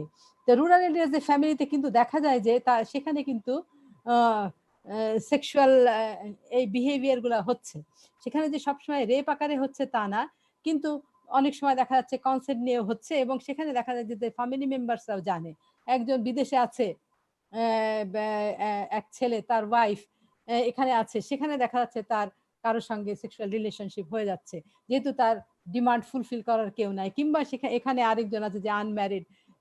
এরকম কিন্তু আমাদের ক্লোজ সোসাইটির মধ্যে হচ্ছে, এবং সেই কারণে যেখানে দেখা যাচ্ছে যে একেবারে বাধাগ্রস্ত হচ্ছে, সেখানে দেখা যাচ্ছে যে সেক্সুয়াল অ্যাগ্রেশন হচ্ছে, সেক্সুয়াল অ্যাডভান্সেস হচ্ছে, সেটা হচ্ছে।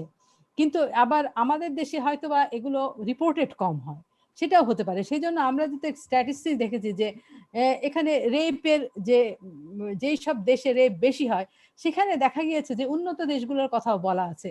সেখানে আমি একটা স্ট্যাটিস্টিক্স থেকে রেপের একটা দেখেছি যে সুইডেনে বলছে 63% রেপ, এবং ইনসিডেন্স একটা বলছে 849 অ্যাকর্ডিং টু পপুলেশন। তারপরে অস্ট্রেলিয়া বলছে 28%, সেখানে 6000 এর উপরে ইনসিডেন্স দেখা যাচ্ছে। ইউএসএ বলছে 27%, সেখানে 84,000 প্লাস ইনসিডেন্স দেখাচ্ছে, এই 2020 স্টাডি।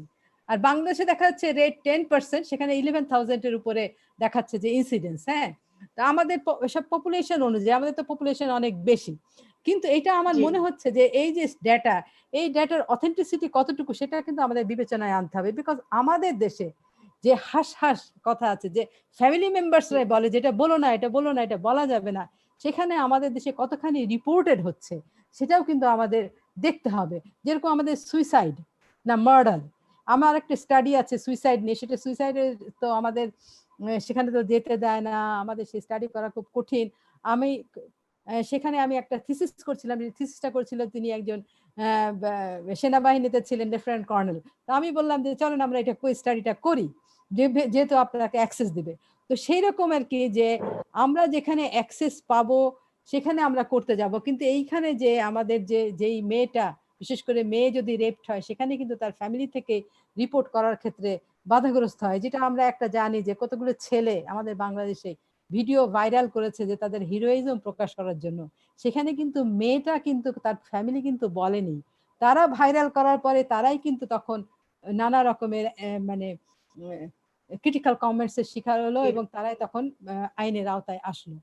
তো সেই জন্য আমি বলছি যে ক্লোজ সোসাইটিতে এটা হচ্ছে, সেটা তাদের সেক্সুয়াল আউটলেট কম, আমাদের অনেক বিধিনিষেধ আছে ইত্যাদি ইত্যাদি, কিন্তু ক্লোজ সোসাইটিতে আমাদের যদি আমাদের ধর্ম যদি বলা হয়, তখন বলা হয় যে একজন ছেলে বা মেয়ে অ্যাডাল্ট হওয়ার সাথে সাথে তাকে যাতে মানে আইনগতভাবে বিয়ে দেওয়া যেতে পারে, সেটা সেটা করলে তাদের হয়তো সেক্সুয়াল আউটলেটটা তাদের হবে, তখন হয়তো বা সেক্সুয়াল অ্যাগ্রেশন কম হতে পারবে। কিন্তু সেখানে আমাদের বা আধুনিক বাবা মারা মনে করছেন যে মেয়েকেই পাশ করতে হবে, ছেলেকেই পাশ করতে হবে, এখন বিয়ে দেওয়া যাবে না ইত্যাদি ইত্যাদি। মধ্যবিত্ত বাবা মনে করছে আমার ছেলেই তো আমাকে লালন পালন করবে, তাকে 30 বছর বয়স পর্যন্ত তারপরে বিয়ে দিব এস্টাবলিশড হলে, কিন্তু তার আগে তো সেক্সুয়াল ডিমান্ড আছে, তাই না?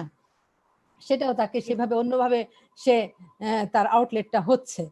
তো তবে আমি মনে করি যে সব দেশেই কিছু আইনগত জায়গা আছে, যে আইনগতভাবে যেটা মানে অ্যাপ্রুভড, সেই সব জায়গায় গিয়ে কিন্তু তারা কিন্তু সেক্সুয়াল আউটলেটটা তারা প্রকাশ করতে পারে।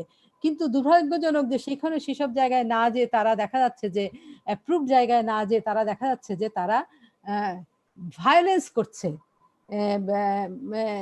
যেসব মানে নিরীহ মেয়েদেরকে, যে মেয়েরা এই আনফরচুনেট মেয়েরা যারা এইটা তাদের জন্য প্রাপ্য না, তারা এটা ডিজায়ার করে না, তারা এটা এক্সপেক্ট করে না, তাদেরকে যে ভায়োলেন্স করছে সেটাই হচ্ছে দুঃখজনক। কিন্তু উন্নত দেশগুলো হচ্ছে সেখানে তো সেক্সুয়াল আউটলেট আছে, কিন্তু সেখানে তাদের মনোভাব কি, সাইকোলজি কি, তাদের মনোবৃত্তি কি, সেটা নিশ্চয়ই সেখানে রিসার্চ হচ্ছে, অনেক রিসার্চ আর্টিকেল আছে, আমরা সেগুলো গো থ্রু করবো, পরের সেশনে নিশ্চয়ই সেগুলো আবার আমরা বলবো। তবে আমরা যেগুলো বলেছি ইতিমধ্যে, সেগুলো কিন্তু আমাদের ওয়েস্টার্ন লিটারেচার নিয়ে বেশি, কারণ তাদের স্টাডি অনেক বেশি আমাদের দেশের স্টাডির থেকে, ইন্ডিয়ান সাবকন্টিনেন্টের স্টাডির চেয়ে তাদের স্টাডি অনেক বেশি এবং তাদের মেথোডোলজি অনেক স্ট্রং।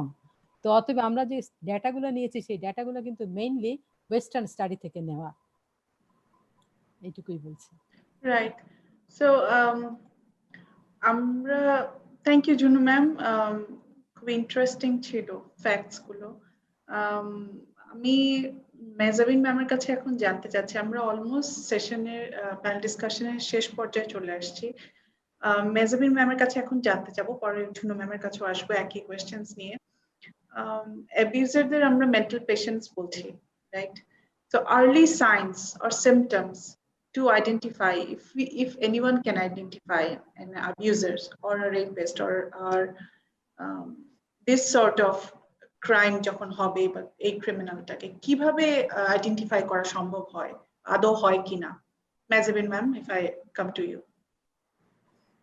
আচ্ছা, রেপিস্ট থেকে আমি আরেকটু পেছন থেকে শুরু করি, যে আমাদের যে যারা এগ্রেসিভ ভায়োলেন্ট বিহেভিয়ার যারা করছে, কারণ ভায়োলেন্ট বিহেভিয়ারের মধ্যেই কিন্তু রেপ করছে, মার্ডার করছে, সবগুলো আসছে। সো ভায়োলেন্ট বিহেভিয়ারটা অ্যাকচুয়ালি এটা জেনেটিক্যাল প্রপার্টিস থাকলেও ইট ইজ মোস্টলি লার্নড। এবং যখন সে বিভিন্ন ভাবে দেখে, একটা হচ্ছে কোনো প্রতিশোধ নেওয়ার জন্য, কিংবা সেটাকে সে মিডিয়াম হিসাবে ব্যবহার করে to express the persons feelings, তার অ্যাঙ্গার, তার ফ্রাস্ট্রেশন, এটা প্রকাশ করার জন্য, অন্যদেরকে ম্যানিপুলেট করার জন্য, টু গেট সামথিং, এটার জন্য কিন্তু ভায়োলেন্স হিসাবে তারা ব্যবহার করে। আবার ফলস বিলিফ থেকেও ব্যবহার করে, যে আমি যদি একটু অন্যের উপরে জোর খাটাই, হুমকি ধামকি করি বা তার উপর মারধর করি, তাহলে আমাকে ভয় পাবে, আমাকে রেসপেক্ট করবে, which is a false belief, কিন্তু এটাও কিন্তু রিজন। সো আর তাছাড়া আরেকটা যে বড় ব্যাপার, যে যেই সারাউন্ডিং এও বড় হচ্ছে সেখানে যদি দেখে থাকে, সো এইভাবে ভায়োলেন্স বিকামস একটা লার্ন একটা ব্যাপার হয়ে যায়। ও শিখলো, সেটা অর্জন করলো। আপা বলছিলেন না, জুনু আপা বলছিলেন যে কেউ তার রেপিস্ট হয়ে জন্মগ্রহণ করে না। একটা শিশু যখন জন্মগ্রহণ করে তখন আমরা পড়েছি না, একটা সাদা স্লেটের মতন লেখা হবে, দাগগুলা পড়বে। এবং আমরা যদি ফিলোসফার রুশোর কথাও দেখি, সেখানেও কিন্তু বলেছে যে সে পিওর থাকে, পরে এই সোসাইটির দ্বারা সে কন্টামিনেটেড হতে থাকে। তো ব্যাপারটা তো আসলে তাই, সোসাইটির থেকেই কিন্তু সে শিখছে, এখান থেকে সে দেখছে, শিখছে এইভাবে। সো এইভাবে যখন সে ভায়োলেন্ট বিহেভিয়ারটা সে শিখে থাকে, এবং then it becomes appropriate way to behave, এবং সে জাস্টিফাই করে, হ্যাঁ আমার তো দোষ নাই, আমি তো মারতে চাই নাই, বা আমি তো রেপ করতে চাই নাই, ও ওরকম সংক্ষিপ্ত কাপড় পরে এসেছে কেন, এর জন্যই আমি রেপ করেছি। ব্যাপারটা কিন্তু তাই। আমার আশপাশে অনেকে অনেক কিছু করতে পারে, কিন্তু আমি কি করব এটার দায়ভার কিন্তু আমাকেই নিতে হবে। আমাদের যদি ধর্মীয় দিক থেকেও চিন্তা করি, সেখানে কিন্তু শুধু মেয়েদের পর্দার কথা বলা হয় নাই, সেখানে কি পুরুষেরও পর্দার কথা বলা হয়েছে। তার চোখটা নিচু রাখতে বলা হয়েছে, চোখটা ফিরিয়ে নিতে বলা হয়েছে। বাট আমাদের এখানটা কিন্তু সেটা নিয়ে কেউ কথা বলছে না। তারা বলছে মেয়েটা ঠিক পোশাক পরে নাই। পোশাক is not a factor to rape, এটা কখনোই না। আমাকে কিছুদিন আগে আরেকটা টিভি চ্যানেলে জিজ্ঞাসা করছিল যে পোশাকের কি একটা, আমি যে পোশাক কোনো ব্যাপার না। পোশাক যদি ব্যাপার হয় তাহলে যে পুরো ফুল হেজাব পরে তাকে কেন করছে, একটা 6 মাসের শিশুকে কেন করছে, 2 বছরের বাচ্চাকে কেন করছে, বা একটি বৃদ্ধকে কোন করছে, বৃদ্ধ মহিলা। ব্যাপারটা কিন্তু সেটা না, ওর মাথায় কি হচ্ছে, ওর মাইন্ডে কি চলছে, that person is looking for something, একটা সেক্সুয়াল অবজেক্ট খুঁজতেছে, সেটা সে খুঁজতেছে। ওই জায়গাটা আমাদের ঠিক করতে হবে। যখন আমরা পোশাকের কথা বলি তখন আমরা কিন্তু পারপেট্রেটর থেকে আমাদের দৃষ্টিটা আমরা সরিয়ে আনছি, এবং আমি মনে করি এটা রীতিমতো অন্যায় করা হয় যখন আমরা ভিকটিমকে আরো বেশি ভিক্টিমাইজ করছি।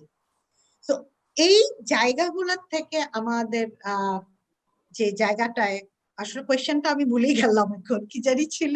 No problem ma'am. Early sign and symptoms কিভাবে ডিটেক্ট করা যায়, ওই জায়গা থেকে যে ভায়োলেন্স বা ভায়োলেন্ট বিহেভিয়ার করবে কারা, সেটা রেপিস্ট বলছি না, কিন্তু ভায়োলেন্ট বিহেভিয়ারের কিছু ইন্ডিকেশন আছে। ওই যে আমি বলেছিলাম যে যারা রেপিস্ট হয় তাদের এমপ্যাথি থাকে না, সিম্প্যাথিও তো থাকে না। এমপ্যাথি আপা বলছিলেন, এমপ্যাথি তো পরের কথা, দূরের কথা, সিম্প্যাথিও তাদের থাকে না। তারপরে তারা কনসিকুয়েন্স চিন্তা করে না, তারপরে তারা তাদের কনসিকুয়েন্স থেকে কিছু লার্ন করে না। আমরা কিন্তু ঠেকে শিখি, তাদের মধ্যে এই জিনিসগুলো থাকে না। তো এদের মধ্যে একটা জিনিস দেখা যায় যে এরা বিভিন্ন এনিম্যালকে হার্ট করে, কুকুর, বিড়াল, পাখি পাড়া দিল, মেরে ফেললো, অনেক কিছু করে, এবং এটা করে তারা আনন্দ পায়। So this is a indication যে এই পার্সনটা এখন এনিম্যালের প্রতি ভায়োলেন্ট বিহেভিয়ার করতেছে, ও কিন্তু একজন মানুষের প্রতি করতে পারে, কারণ সে একটা এনিম্যালকে, একটা জীবন্ত প্রাণীকে কষ্ট দিয়ে সে আনন্দ পায়। আমি এরকম একটা ঘটনা শুনেছিলাম যেখানে বিড়ালের গলায় ওই ছোট ছোট বোমা, ওই যে আগে ছোট ছোট বোমা পটকা টটকা পাওয়া যেত, এটা দিয়ে বাস্ট করিয়েছে। মানে কত ভয়ঙ্কর যে এটাতে আনন্দ পাচ্ছে। আরেকটা ব্যাপার হচ্ছে যে এই ধরনের পার্সনরা হুমকি দেয়, কিংবা পরিকল্পনা করে কাউকে হার্ট করার, এবং কখনো কখনো সেটা সে প্রকাশ্যে বলেও ফেলে। এদের রিস্ক টেকিং বিহেভিয়ার বেশি হয়, এমন সমস্ত আচরণ করে যেখানে খুব রিস্কি বিহেভিয়ার, কোনো একটা কিছু হয়ে যেতে পারে, সেটা ড্রাগ, আনসেফ সেক্স হতে পারে, অনেক কিছু হতে পারে। এবং ড্রাগ, অ্যালকোহলের ইউজ সেটা তো বলাই হয়েছে। ভ্যান্ডালিজম করে, অন্যের সম্পত্তি, অন্যের জিনিস ধ্বংস করা, কারো একটা কিছু গেট বা জিনিস নষ্ট করে দাও, এই ধরনের। আর সবচেয়ে বড় কথা, loss of control over emotion, নিজের ইমোশনটাকে কন্ট্রোল করতে পারে না, সেটা রাগের হোক বা এটা হোক।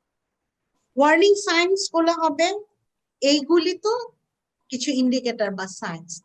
ওয়ার্নিং সাইন হচ্ছে এগুলির সঙ্গে যদি দেখা যায় যে ওর পাস্ট হিস্ট্রি আছে অফ ভায়োলেন্ট বিহেভিয়ার, এটা একটা রেড ফ্ল্যাগ হিসাবে দেখতে হবে যে আগে তার ভায়োলেন্ট বিহেভিয়ারের হিস্ট্রি আছে, কিংবা কোনো অর্গানাইজ ক্রাইমের সাথে সে সংযুক্ত, এফিলিয়েটেড, বা তার মেম্বার, এই জায়গাগুলো। উইপেনে খুব আগ্রহ, ছুরি, কাঁচু, বন্দুক, এগুলাতে আগ্রহ বেশি আছে, এবং নিজের মধ্যে একটা ফিলিং অফ রিজেকশন নিয়ে কিন্তু সে থাকে, আমি পেলাম না, আমি রিজেক্টেড হলাম, এই জিনিসটা সে তার ভেতরে ধারণ করে থাকে। আরেকটা বড় ব্যাপার যেটা প্রায় দেখা যায় যে নিজে ভিকটিম হয়েছে কিংবা নিজে বুলিড হয়েছে, এই জায়গাগুলো এসে থাকে। তো এরকম অনেকগুলো ব্যাপার আছে যেগুলিকে আমরা এগুলার সাইন হিসাবে দেখতে পারি। সেটা ভায়োলেন্ট বিহেভিয়ারের, কিন্তু সেটা সবসময় রেপের পর্যায়ে যাবে তা না। তবে ডেফিনেটলি যদি দেখা যায় যে সে কোনো একটা মেয়ে বা তার আচরণে বোঝা যাবে যে তার অ্যাপ্রোচটা ডিফারেন্ট, ইন্টিমিটি, এরকম যদি হয়ে থাকে, তখন কিন্তু এগুলিকে রেড ফ্ল্যাগ হিসেবে চিন্তা করা দরকার যে এই পার্সনটার থেকে নিজেকে সেফ রাখা, ডিস্টেন্স রাখা, নিজের প্রোটেকশনটা এবং যদি Right. মনে হয় যে সে কাউকে হার্ট করতে পারে, তাহলে প্রয়োজনে অথরিটিকে, পুলিশকে বিভিন্ন জায়গায় ফোন করে সেই জায়গাগুলো জানানো, নিজের জন্য হোক বা অন্যের জন্য হোক, অন্যের সঙ্গে শেয়ার করা। হ্যাঁ, এটা কিন্তু জরুরি। অনেক সময় আমরা গোপন রাখি, Overlook এরকম করে যে জি তো সেই জায়গাগুলা না করা, এবং প্রয়োজনে নিজের এবং তার জন্য প্রফেশনাল হেল্পটা সেক করা। রাইট। এটার সঙ্গে আমার মনে হয় আমরা ইন্টিমেট পার্টনারের সঙ্গেও তো ভায়োলেন্স বা রেপের কেস গুলা হয়, সেই জায়গাগুলোও কিন্তু খুব ইম্পর্টেন্ট। এবং আমাদের দেশে ইভেন বাইরেও অনেক সময় চিন্তা করা হয় যে চিৎকার শোনা যাচ্ছে, মারামারির আওয়াজ শোনা যাচ্ছে, কিন্তু গেলে বলবে এটা আমাদের পার্সোনাল ব্যাপার। হ্যাঁ, এটা কিছু বলা যাবে না। পার্সোনাল ব্যাপার ততক্ষণ থাকবে যতক্ষণ এটা তোমাদের নিজেদের মধ্যে হচ্ছে। যখন আমরা বাইরে থেকে শুনতে পাচ্ছি বা আমরা দেখতে পাচ্ছি, হ্যাঁ, যে আমরা দেখতে পাচ্ছি, তখন আর এটা পার্সোনাল ব্যাপার থাকে না। এবং এটা খুব ইম্পর্টেন্ট, আমি এই সুযোগে এখানে বলতে চাই, কারণ এরকম ক্লায়েন্ট আমরা পাই যে হাজবেন্ড অ্যাবিউজ করছে, মারধর করে বা কোনো কিছুতে এমন কিছু করলো, তারপরে সে সরি বলছে আর করব না, বাট সেই জিনিসটা সে করছে repeatedly. So this are the things যেটা বুঝতে হবে যে ইট হ্যাজ টু স্টপ। এটা কখনোই সরি বলে পার পেলাম আবার করা যাবে এটা কিন্তু না। সো এই জায়গাগুলা নিয়ে আমরা যত কথা বলবো মানুষজন তত অ্যালার্ট হবে, জানবে যে কোনটা আসলে অ্যাকসেপ্টেবল আর কোনটা অ্যাকসেপ্টেবল না। আমি হঠাৎ করে আমার এখন মনে পড়লো যে ভায়োলেন্স এগেইনস্ট ওমেন নিয়ে কিছু কাজ যখন করছিলাম বহু আগের কথা, তখন তাদেরকে যখন আমরা প্রশ্ন করছিলাম, আমরা ওই লো সোশিও ইকোনমিক স্ট্যাটাসে বিভিন্ন বস্তিতে গেছি ওখানে। তো ওখানে এরকম ছিল যে আপনার স্বামী কি আপনাকে মারধর করে, মারে? তো তখন প্রশ্নটা এরকম করে করাতে বেশিরভাগ উত্তরগুলো আসছিল যে না, মারে না। তো একটা তো হচ্ছে আমরা জানি সবাই মানে সোশ্যালি অ্যাপ্রুভালটা চায়, সোশ্যালি অ্যাকসেপ্টেবল ওয়েতেই অ্যান্সারটা দিতে চায়, সো আমরা ঘুরিয়ে প্রশ্ন করি সেটার জন্য। কিন্তু এই প্রশ্নটাতে না বলছিল, না তো হওয়ার কথা না, কারণ আমাদের আদার স্ট্যাটিস্টিক্স, আমাদের এক্সপেরিয়েন্স তো সেটা বলে না। তো যখন দেখা গেল, আমরা যখন একটু ঘুরিয়ে প্রশ্নটা করলাম, আপনাকে ধাক্কা মারে, রাগ করে আপনাকে ধাক্কা মারে, হ্যাঁ, তখন ওরা একটা বলছিল যে ওদের ভাষাটা ছিল ঠুয়া। ঠুয়াটা মানে হচ্ছে এরকম করে গালে বা এরকম করে খাওয়া। সো যখন বলছিল ঠুয়া, বলছে হ্যাঁ ও এগুলো তো করে, এটা তো করে, হ্যাঁ ধাক্কা তো মারে, এটা তো করে, মানে সেগুলিকে কিন্তু ওরা মার হিসাবে ধরছে না। মার মানে হচ্ছে এই যে দরজার ডাসা দিয়ে পিটিয়ে একেবারে রক্তাক্ত করা, সেইটাকে ওরা মার ভাবছে। সো ওই রকম করলে অনেক সময় আমাদের যে ইনফরমেশন কালেক্ট করতে যেও দেখা যায় যে ওদের ভাষাটা কি এটা না যদি বোঝা যায়, তাহলে ওই ডেফিনেশনটা ওদের কাছে অন্য হয়। তো এইটুকুই আর কি, আমি আর একটু অ্যাড করলাম, হঠাৎ মনে পড়লো এই ব্যাপার। Thank you Junu ma'am. Sorry Mahjabin ma'am, Junu ma'am যদি কিছু অ্যাড করতে চান ম্যাম। হ্যাঁ, আমি বলি যে সিম্পটমস, হ্যাঁ, আমরা যদি বলি যে রেপিস্টরা psychiatric disorder patient, psychiatric patient, সেটা কিন্তু বলা ঠিক হবে না, because they are not psychiatric patient. যদি সাইকিয়াট্রিক পেশেন্ট বলি তাহলে কিন্তু তারা লিগালি কিন্তু এক্সকিউজ পেয়ে যাবে, তখন তাদের কিন্তু ক্রাইম পানিশমেন্ট কম হবে। অতএব তারা সাইকিয়াট্রিক পেশেন্ট আমরা বলবো না, তাই না? তাদের অন্য সাইকোলজি আছে, অন্য সোশ্যাল ব্যাকগ্রাউন্ড আছে, জিন ইন্টারাকশন অন্যভাবে কাজ করে, ব্রেন অন্যভাবে কাজ করে, অ্যান্ড দ্যাটস ওয়াই তারা violent, sexually aggressive or otherwise violent. আর তাদেরকে আমরা যদি সাইকিয়াট্রিক পেশেন্ট বলি তাহলে কিন্তু তারা লিগাল ইয়েতে গিয়ে তারা কিন্তু পানিশমেন্টটা কম পাবে, সেখানে সেটা আমরা বলবো। তাছাড়া আমি যেটা বলবো যে এই যে কিভাবে আমরা বুঝবো, আমরা ছোটবেলার থেকে আমরা কিন্তু জানি যে এই বাচ্চা যখন 10-11 বছর বয়স হয় তখন কিন্তু তাদের মধ্যে কিছু সিমটমস দেখা যায়, যেটা আমরা বলি কন্ডাক্ট প্রবলেম। হ্যাঁ, সেই কন্ডাক্ট প্রবলেম, যে সে মিথ্যা কথা বলছে, সে চুরি করছে, সে স্কুল পালাচ্ছে, সে অ্যানিম্যালদের প্রতি ভায়োলেন্ট আচরণ করছে, তখন আমরা তখনই আমরা যদি এই ছেলেটা, এই কন্ডাক্ট পারসন যেটা ডিসঅর্ডার যার আছে, সেই কিন্তু পরবর্তীতে অ্যান্টি সোশ্যাল পার্সোনালিটি ডেভেলপ করতে পারে, এবং তাদের সঙ্গে কিন্তু ল এনফোর্সিং এজেন্সির খুবই কনফ্লিক্ট হয়। যদি অ্যাডোলেসেন্ট এজে হয় তারা আমরা বলি জুভেনাইল ডেলিনকুয়েন্সি, আর যদি বড় হয়ে হয় তখন তো তার ক্রিমিনাল অফেন্স, তাই না, 18 বছরের পরে হলে। আমরা যদি ছোটবেলাতেই যদি যখন বাবা মা যদি আমরা অ্যাওয়ার করতে পারি, আমরা এখন তো পজিটিভ প্যারেন্টিং, গুড প্যারেন্টিং এর উপরে আমরা ক্লাস নিচ্ছি, আমাদের বিএসএমএমইউতে আমাদের ক্লিনিক আছে, প্যারেন্টিং ক্লিনিক আছে, তো সেই আমরা সব পেশা, সব ক্লাসের মানুষদেরকে আমরা অ্যাড্রেস করার চেষ্টা করছি। যেহেতু আমাদের বঙ্গবন্ধু শেখ মুজিব মেডিকেল ইউনিভার্সিটিতে আমরা লোয়ার ক্লাস এবং লোয়ার মিডল ক্লাস এবং মিডল ক্লাসদেরকে আমরা অ্যাড্রেস করছি, আমাদের চেম্বারে কিংবা অন্য জায়গায় আমরা হায়ার মিডল ক্লাস বা হায়ার ক্লাস থেকে অ্যাড্রেস করছি, কিন্তু আমরা এই প্যারেন্টিংটাও আমরা শেখাচ্ছি এবং বলছি যে যখনই আপনাদের এরকম হবে তখনই কিন্তু আপনারা আমাদের কাছে তাদেরকে নিয়ে আসবেন। এই যে এই সিমটমসগুলো কিন্তু আমাদের প্রথম থেকে অ্যাড্রেস করতে হবে। এগুলা কিন্তু সায়েন্স, যে সে বড় হয়ে চাইল্ডটা বড় হয়ে কিন্তু ডিফিকাল্ট ম্যান হতে পারে এবং সে অ্যাগ্রেসিভ হতে পারে এবং তার কিন্তু অন্য অনেক সমস্যা দেখা দিতে পারে। এবং সাইকিয়াট্রিক পেশেন্টের ক্ষেত্রে আমি যেটা বলি যে স্কিজোফ্রেনিয়া কি করে, সে সেক্সুয়ালি অ্যাগ্রেসিভ খুব কমই হয়, সে দেখা যায় যে সেক্সুয়াল অ্যাডভান্স করতে পারে, একটা মেয়েকে ধরতে যেতে পারে, কিংবা সে ভায়োলেন্স করতে পারে আরেকজনকে, হ্যালুসিনেশন কিংবা ডেলিউশনের বশবর্তী হয়ে কেউ ডেলিউটেড হচ্ছে যে তাকে কেউ পয়জন করছে, মারতে যাচ্ছে, কিংবা হ্যালুসিনেট করছে যে ওই পাশের রুগীটা তোমাকে মারবে কিংবা তোমাকে খারাপ করছে, সে গিয়ে আমারই এক পেশেন্ট এক ওয়ার্ড থেকে আরেক ওয়ার্ডে গিয়ে একটা মেয়েকে একটা ছেলেকে উইদাউট অ্যাপারেন্ট রিজন মারলো। তারপরে বলছে না, ও তো আমার ক্ষতি করবে, আমাকে তো এরকম বলেছে। তো তাদের কিন্তু প্রপার চিকিৎসা আছে, এবং আর্লি এপিসোডে তারা যদি আসে তাহলে প্রপারলি ট্রিটেড হয় এবং তাদের দেখা যায় যে আমরা তাদেরকে নর্মাল আর নিয়ার নর্মাল লাইফে নিয়ে যেতে পারি।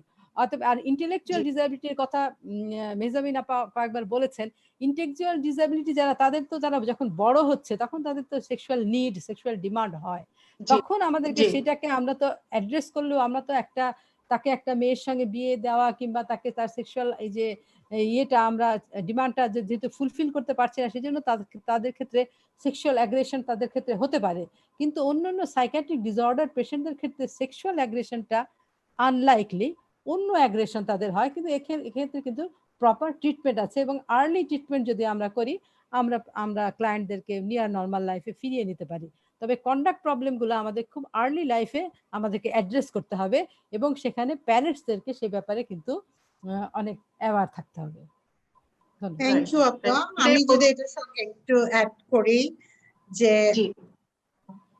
আসলে যে এই ধরনের প্রবলেম, যে কোনো ভায়োলেন্ট বিহেভিয়ার হোক, সেটা একদম স্টার্টিং এর কন্ডাক্ট বিহেভিয়ারের কথা বারবার আমাদের আলোচনায় এসেছে, এই ধরনের যে কোনো ভায়োলেন্ট বিহেভিয়ার, এটা যদি অ্যাড্রেস করা না হয়, অর্থাৎ প্রপার সময় আমরা যদি ইন্টারভেনশনটা না দেই, ট্রিটমেন্টটা না আনি, তাহলে এটা বেড়ে যাবে। এটা ভাবার কোনো রিজন নাই যে বড় হলে অটোমেটিক্যালি ঠিক হয়ে যাবে, এটা কিন্তু একটা ভুল ধারণা। প্রপার ট্রিটমেন্ট আছে, ব্যবস্থা আছে, যদি মেন্টাল ডিসঅর্ডার কিছু থাকে সেটার জন্য ট্রিটমেন্ট আছে, বিহেভিয়ারাল মডিফিকেশনের জন্য অনেক প্রোগ্রাম আছে, সো সেখানে আমরা সাইকোথেরাপি করতে পারি, কাউন্সেলিং হতে পারে। সো এইগুলার প্রসেসের মধ্য দিয়ে যদি তাকে যাওয়া হয় তাহলে কিন্তু সে নিজেকে কারেক্ট করার সুযোগগুলো পাচ্ছে। তো এটার দিকে আমাদের খেয়াল রাখতে হবে। আরেকটা লাস্টলি আমি যেটা বলতে চাই যে ভায়োলেন্ট বিহেভিয়ার হোক বা রেপ হোক, this is predictable and preventable, definitely. So আমরা যত জানবো তাহলে আমরা কিন্তু এটা প্রেডিক্ট করতে পারতেছি যে এই যে সাইন সিমটম গুলা জানলাম যে এই মানুষটা এরকম করতে পারে, so this is one kind of prediction আমরা করছি। আমি বলছি না ও এটা করবেই, কিন্তু this are the warning sign, আমরা এটা সম্পর্কে জানলাম, তাহলে আমরা একটা প্রেডিক্টও কিন্তু করতে পারছি। এবং অ্যাট দ্য সেম টাইম অন্যান্য ডিজিজ, যেমন হেলথ ইস্যুস, যেমন ডিজিজ গুলাকে আমরা নানাভাবে প্রিভেন্ট করতে পারি, এটাও কিন্তু প্রিভেন্ট করা যাবে। প্রিভেন্ট করার জন্য Right. আমাদের আলোচনায় আসলে উঠে এসেছে যে কোন পদক্ষেপগুলা গ্রহণ করলে আসলে আমরা এগুলি থেকে নিজেদেরকে সরিয়ে রাখবো। আমাদের Thank আসলে হার্ভিলের এই দুটা এপিসোডটা করারই একমাত্র ফোকাস পয়েন্ট ছিল যে অ্যাওয়ারনেসটা বাড়ানো এন্ড সাইকোলজিটাও জানা। দ্য ভেরি লাস্ট কোয়েশ্চেন, খুব ছোট করে জানবো, আমাদের যাদের ছেলে আছে তাদের তো এখন নতুন টেনশন শুরু হয়ে গেছে, ছেলেকে শিখাবো।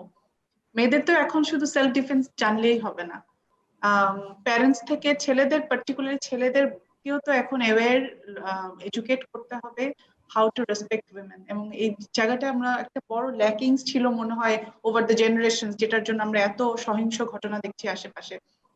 ঝুনু ম্যাম, খুব ছোট করে জানতে চাবো, what to teach our sons, ছেলেদের, আমাদের নিজেদের ছেলেদেরকে কি শিখাবো পরিবার থেকে? আমাদের তো ছেলেদেরকে আমাদের পরিবার থেকে আমাদের অবশ্যই শেখাতে হবে যে আমরা একটা মহিলা, তিনি আমার মা, তিনি আমার বোন, তিনি একটা সম্মানের আসনে থাকবেন। এই যে রেসপেক্ট, এটা জানি আমরা পরিবার থেকে, আমরা মা শুধু শেখাবে না, বাবাও শেখাবে। এবং মেল পার্সনদের কাছ থেকে যদি সেটা আসে এবং সে যদি তার বাবাকে দেখে যে মাকে সম্মান করছে, সম্মানের আসনে বসাচ্ছে, তাহলে কিন্তু আমাদের সেটা সেই নৈতিক মূল্যবোধটা আমাদের পরিবার থেকে প্রথমে আসতে হবে। এবং তারপরে আমাদেরকে বলতে হবে যে তুমি শুধু তোমার বোনকে যে সম্মান করবে, বোনের সম্ভব রক্ষা করবা তা না, অন্য একটা মেয়ের ক্ষেত্রেও তোমাকে একইভাবে কাজ করতে হবে এবং একইভাবে তুমি তাকেও সম্মান করতে হবে। এবং তুমি যদি রাস্তাঘাটে কোনো ভায়োলেন্স দেখো, সেটার যদি প্রতিবাদ মেয়েটা যে করতে এনকারেজ করো এবং তুমি নিজেও সেটার প্রতিবাদ করো, এবং তোমার সঙ্গে যারা আছে, তোমার ফ্রেন্ড যারা আছে, তাদেরকেও তুমি সেই প্রতিবাদটা করাতে চেষ্টা করো। আমরা তো, তুমি হয়তো জানো যে ইস্তানবুল কনভেনশন, যেটা প্রথমে হয়েছিল যে 50টা দেশ এবং ইউরোপিয়ান ইউনিয়ন, তারা কিন্তু প্রথমে ইস্তানবুল কনভেনশন করেছিল যে ভায়োলেন্স এগেইনস্ট ওমেন। সেখানে বলেছিল যে কিভাবে আমরা এটার থেকে আমরা নিবৃত্ত করতে পারি, কিভাবে আমরা ভিকটিমদেরকে সাপোর্ট করতে পারি, এবং যারা অ্যাবিউজার, যারা পারপেট্রেটার্স, তাদেরকে যাতে আমরা কোনোভাবে সাপোর্ট না করি। সেই থিমগুলো নিয়ে আমরা যদি প্রতিটা পরিবারে, প্রতি সমাজে, স্কুলে, কলেজে আমাদের ছেলেদেরকে যদি সেভাবে আমরা এডুকেট করি যে না, ছেলে মেয়ের সমান অধিকার। এবং শুধু যে এইটা না, আমাদের তো শিল্প সাহিত্যও আছে। আমাদের কবি নজরুল ইসলাম সাম্যের গান গেয়েছেন, তাই না? সেখানে বলেছেন যে অর্ধেক তার করিয়াছে নারী, অর্ধেক তার নর, বিশ্বে যা কিছু কল্যাণকর সবকিছু। সেখানে আমাদের মনে হচ্ছে যে আমাদের সংবিধানেও আছে নারী পুরুষের সমান অধিকার সবকিছুতে। সেগুলো আমাদেরকে তুলে ধরতে হবে এবং আমাদের ছেলেদেরকে, আমাদের সন্তানদেরকে, পুরুষদেরকে, আমাদের অ্যাডোলেসেন্ট বাচ্চাদেরকে, সবাইকে কিন্তু আমাদের এইটা শেখাতে হবে। সেই সাথে আমাদের নৈতিক মূল্যবোধ, পারিবারিক এবং সামাজিক, সেটা আমাদেরকে দিতে হবে। তোমাকে অনেক ধন্যবাদ। হারুয়েলকে শুভেচ্ছা। Ma'am, thank you ma'am. মেজারিন ma'am, if you want to add what to teach our sons.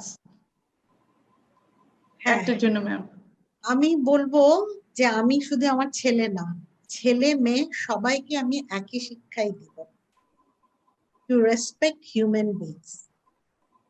তো আমাদের সব রকম মানুষই আমাদের মধ্যে আছে, মেল, ফিমেল এবং ট্রান্সজেন্ডার যারা আছে, দে আর অলসো হিউম্যান। তো আমার সেটা হচ্ছে সবার প্রতি যে রেসপেক্টটা রাখা। এবং পরিবার থেকে আপা যেটা বললেন, পরিবার থেকেই তো আসলে শিক্ষাটা হয়।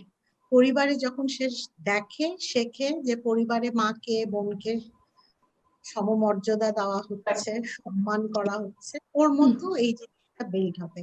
এবং খালি দেখলে না, কখনো কখনো আমাদেরকে ওগুলা ভার্বালি বলতেও হবে এবং এক্সাম্পল গুলাও সেট করতে হবে, তাহলে তাদের মধ্যে এটা আসবে। এবং ডেফিনেটলি সবাই মা বোন হবে না, কেউ কেউ ওর গার্লফ্রেন্ড হবে, কেউ কেউ ওর স্ত্রী হবে অবশ্য, কিন্তু সেই জায়গাটা আসলে কিভাবে রিচ করবে, সেই মানুষটা একটা সম্মান তাকেও দিতে হবে। যখন আজকাল অনেকে আমাদের প্রি ম্যারেজ কাউন্সিলিং এর জন্য আসে, that's a very good thing, কারণ একটা প্রস্তুতি লাগে, ভাবছে বিয়ে করবো, এতদিন প্রেম করেছে, অনেক ইচ্ছা ছিল, বিয়ে করছে, কিন্তু বিয়ের পরে যে অনেক কিছু হতে পারে সেটার জন্য কিন্তু তারা প্রস্তুত থাকে না। লাইফে তো অনেক মানে তোমার মনোমতো হচ্ছে না, এরকম অনেক কিছু হতে পারে, তাই না? So how to deal with this type of situation, সেগুলো সে কিভাবে কোপ করবে, ওই জায়গাগুলোর যদি প্রস্তুতি থাকে তাহলে কিন্তু তারা ওই মিসবিহেভটা করবে না। ওই যে বারবার বলছি যে নিজের ইমোশনটাকে সে কিভাবে কন্ট্রোল করবে। ইমোশনটার অ্যাঙ্গার হলো, তার মধ্যে হতেই পারে, মানুষ হিউম্যান বিং, অ্যাঙ্গার হতেই হবে, হ্যাঁ হবে, এটা খারাপ কিছু না, কিন্তু কথা হচ্ছে সেই অ্যাঙ্গারটা আসলে যেই রিজনে হলো সেটা আসলে কতখানি যৌক্তিক রিজন। খুব তুচ্ছ তুচ্ছ ব্যাপারে যদি আমার অ্যাঙ্গার হতে থাকে তাহলে তো এটা হেলদি কোনো কিছু না। তাহলে অ্যাঙ্গার ম্যানেজমেন্টটা শিখতে হবে। অ্যাঙ্গারটা কেন হচ্ছে, বেশি হচ্ছে কেন, কম হচ্ছে, বেশি হচ্ছে, যৌক্তিক হচ্ছে কিনা, আচ্ছা আমি যেভাবে অ্যাঙ্গারটা এক্সপ্রেস করলাম এভাবে না করে আর কিভাবে করতে পারি। So expression of anger is very important. আমি রাস্তায় যে গাড়ি ভেঙেও আমার অ্যাঙ্গার এক্সপ্রেস করতে পারি, বা আমি খুব কড়া গলায় বললাম যে এটা আমার একদমই পছন্দ না, আমি এরকম আর চাই না কেউ আমার সঙ্গে এরকম করে কথা বলুক, সেটা বললেও কিন্তু অন্যরা বুঝবে যে আমি এটা পছন্দ করি নাই, আমি আমার অ্যাঙ্গার প্রকাশ করছি। So this are the things, এই এক্সপ্রেশনটা হচ্ছে সবচেয়ে বড় ইম্পর্টেন্ট। এই জায়গাগুলো কিন্তু যখন শিখবে যে কোনো ধরনের ইমোশন, সেটা তো সেক্সুয়াল আর্জ হতেই পারে, সেটার জন্য সে কি করতে পারে। আমি হঠাৎ যদিও হঠাৎ মনে হলো যে আমার মাঝে সাঝে অ্যাডোলেসেন্স ক্লায়েন্ট এরকম এসেছে যে যারা মাস্টারবেট করেছে দেখে তার বাবা মা তাকে একেবারে এত গালিগালাজ করেছে, এত গুনার কাজ, এত অ্যাজ ইফ আমি মানে তার বাবাকে বলতে ইচ্ছা করছিল যে আপনি কি করেছিলেন। সো ইট ইজ অনেক সময় রং ইনফরমেশন কিন্তু দিয়ে থাকে। সো বাচ্চাটা প্রচন্ড রকম একটা গিল্ট ফিলিংসে ভুগে। সো সেই আউটলেটটাও যদি ওর না থাকে তখন এই বাচ্চাটা কিভাবে কি করবে। সো এরকম ভুল ইনফরমেশন যেন আমরা না দেই, তাদের হেলদি ডেভেলপমেন্টের জন্য সত্যি কথাটাই বলবো, ঠিক কথাগুলাই যেন বলা হয়, শেখানো হয়, এবং ইমোশনটাকে সে কিভাবে ডিল করবে, তার ফ্রাস্ট্রেশন, তার অ্যাঙ্গার, তার নেগেটিভ ইমোশনস গুলা সবকিছুই কিন্তু তাকে শিখবে। সো প্যারেন্টিং এর উপরে আসলে কোনো কথা নাই। আমি বলি যে পারফেক্ট প্যারেন্ট বলে কিছু হয় না, গুড এনাফ প্যারেন্ট হলেই যথেষ্ট। সো প্যারেন্টিং এ মিস্টেক হবে, কিন্তু আমরা যদি জানতে চাই, শিখতে চাই, তাহলে আমরা শিখতে পারি, তাহলে বাচ্চার সঙ্গে আমাদের সম্পর্কটাও ভালো হবে এবং বাচ্চার জন্য আমরা একটা আসলে ভালো ফিউচার দিতে পারবো। কিভাবে? ব্যাংকে টাকা জমিয়ে না, ভালো স্কুলে পাঠিয়ে না, কিন্তু ওর মেন্টালিটিটা ডেভেলপ করে, ওর মধ্যে নৈতিকতা, মানবিক সম্পন্ন একটা সন্তান হোক, ছেলে হোক কিংবা মেয়ে হোক, সেটা যেন মানবিক গুণ সম্পন্ন একজন সন্তান হিসাবে গড়ে ওঠে, সেটাই কাম্য। Thank you. To that note, we want to close today's panel discussion. I cannot thank you enough, and this is from core of my heart, যে এত sensitive yet এত complicated, এত significant একটা issue, একটা discussion কে আপনারা এত সুন্দরভাবে present করেন।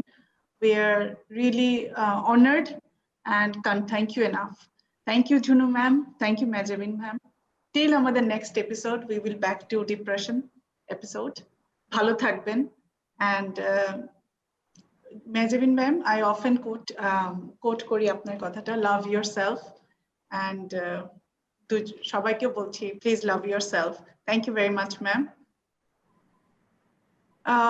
For everyone, thank you so very much for watching. Till we meet again, keep talking about mental health. This is Shagufta Ghani signing off. Much love. Oh, one more thing. I promised myself to raise my son whom every daughter will be safe with. What about you?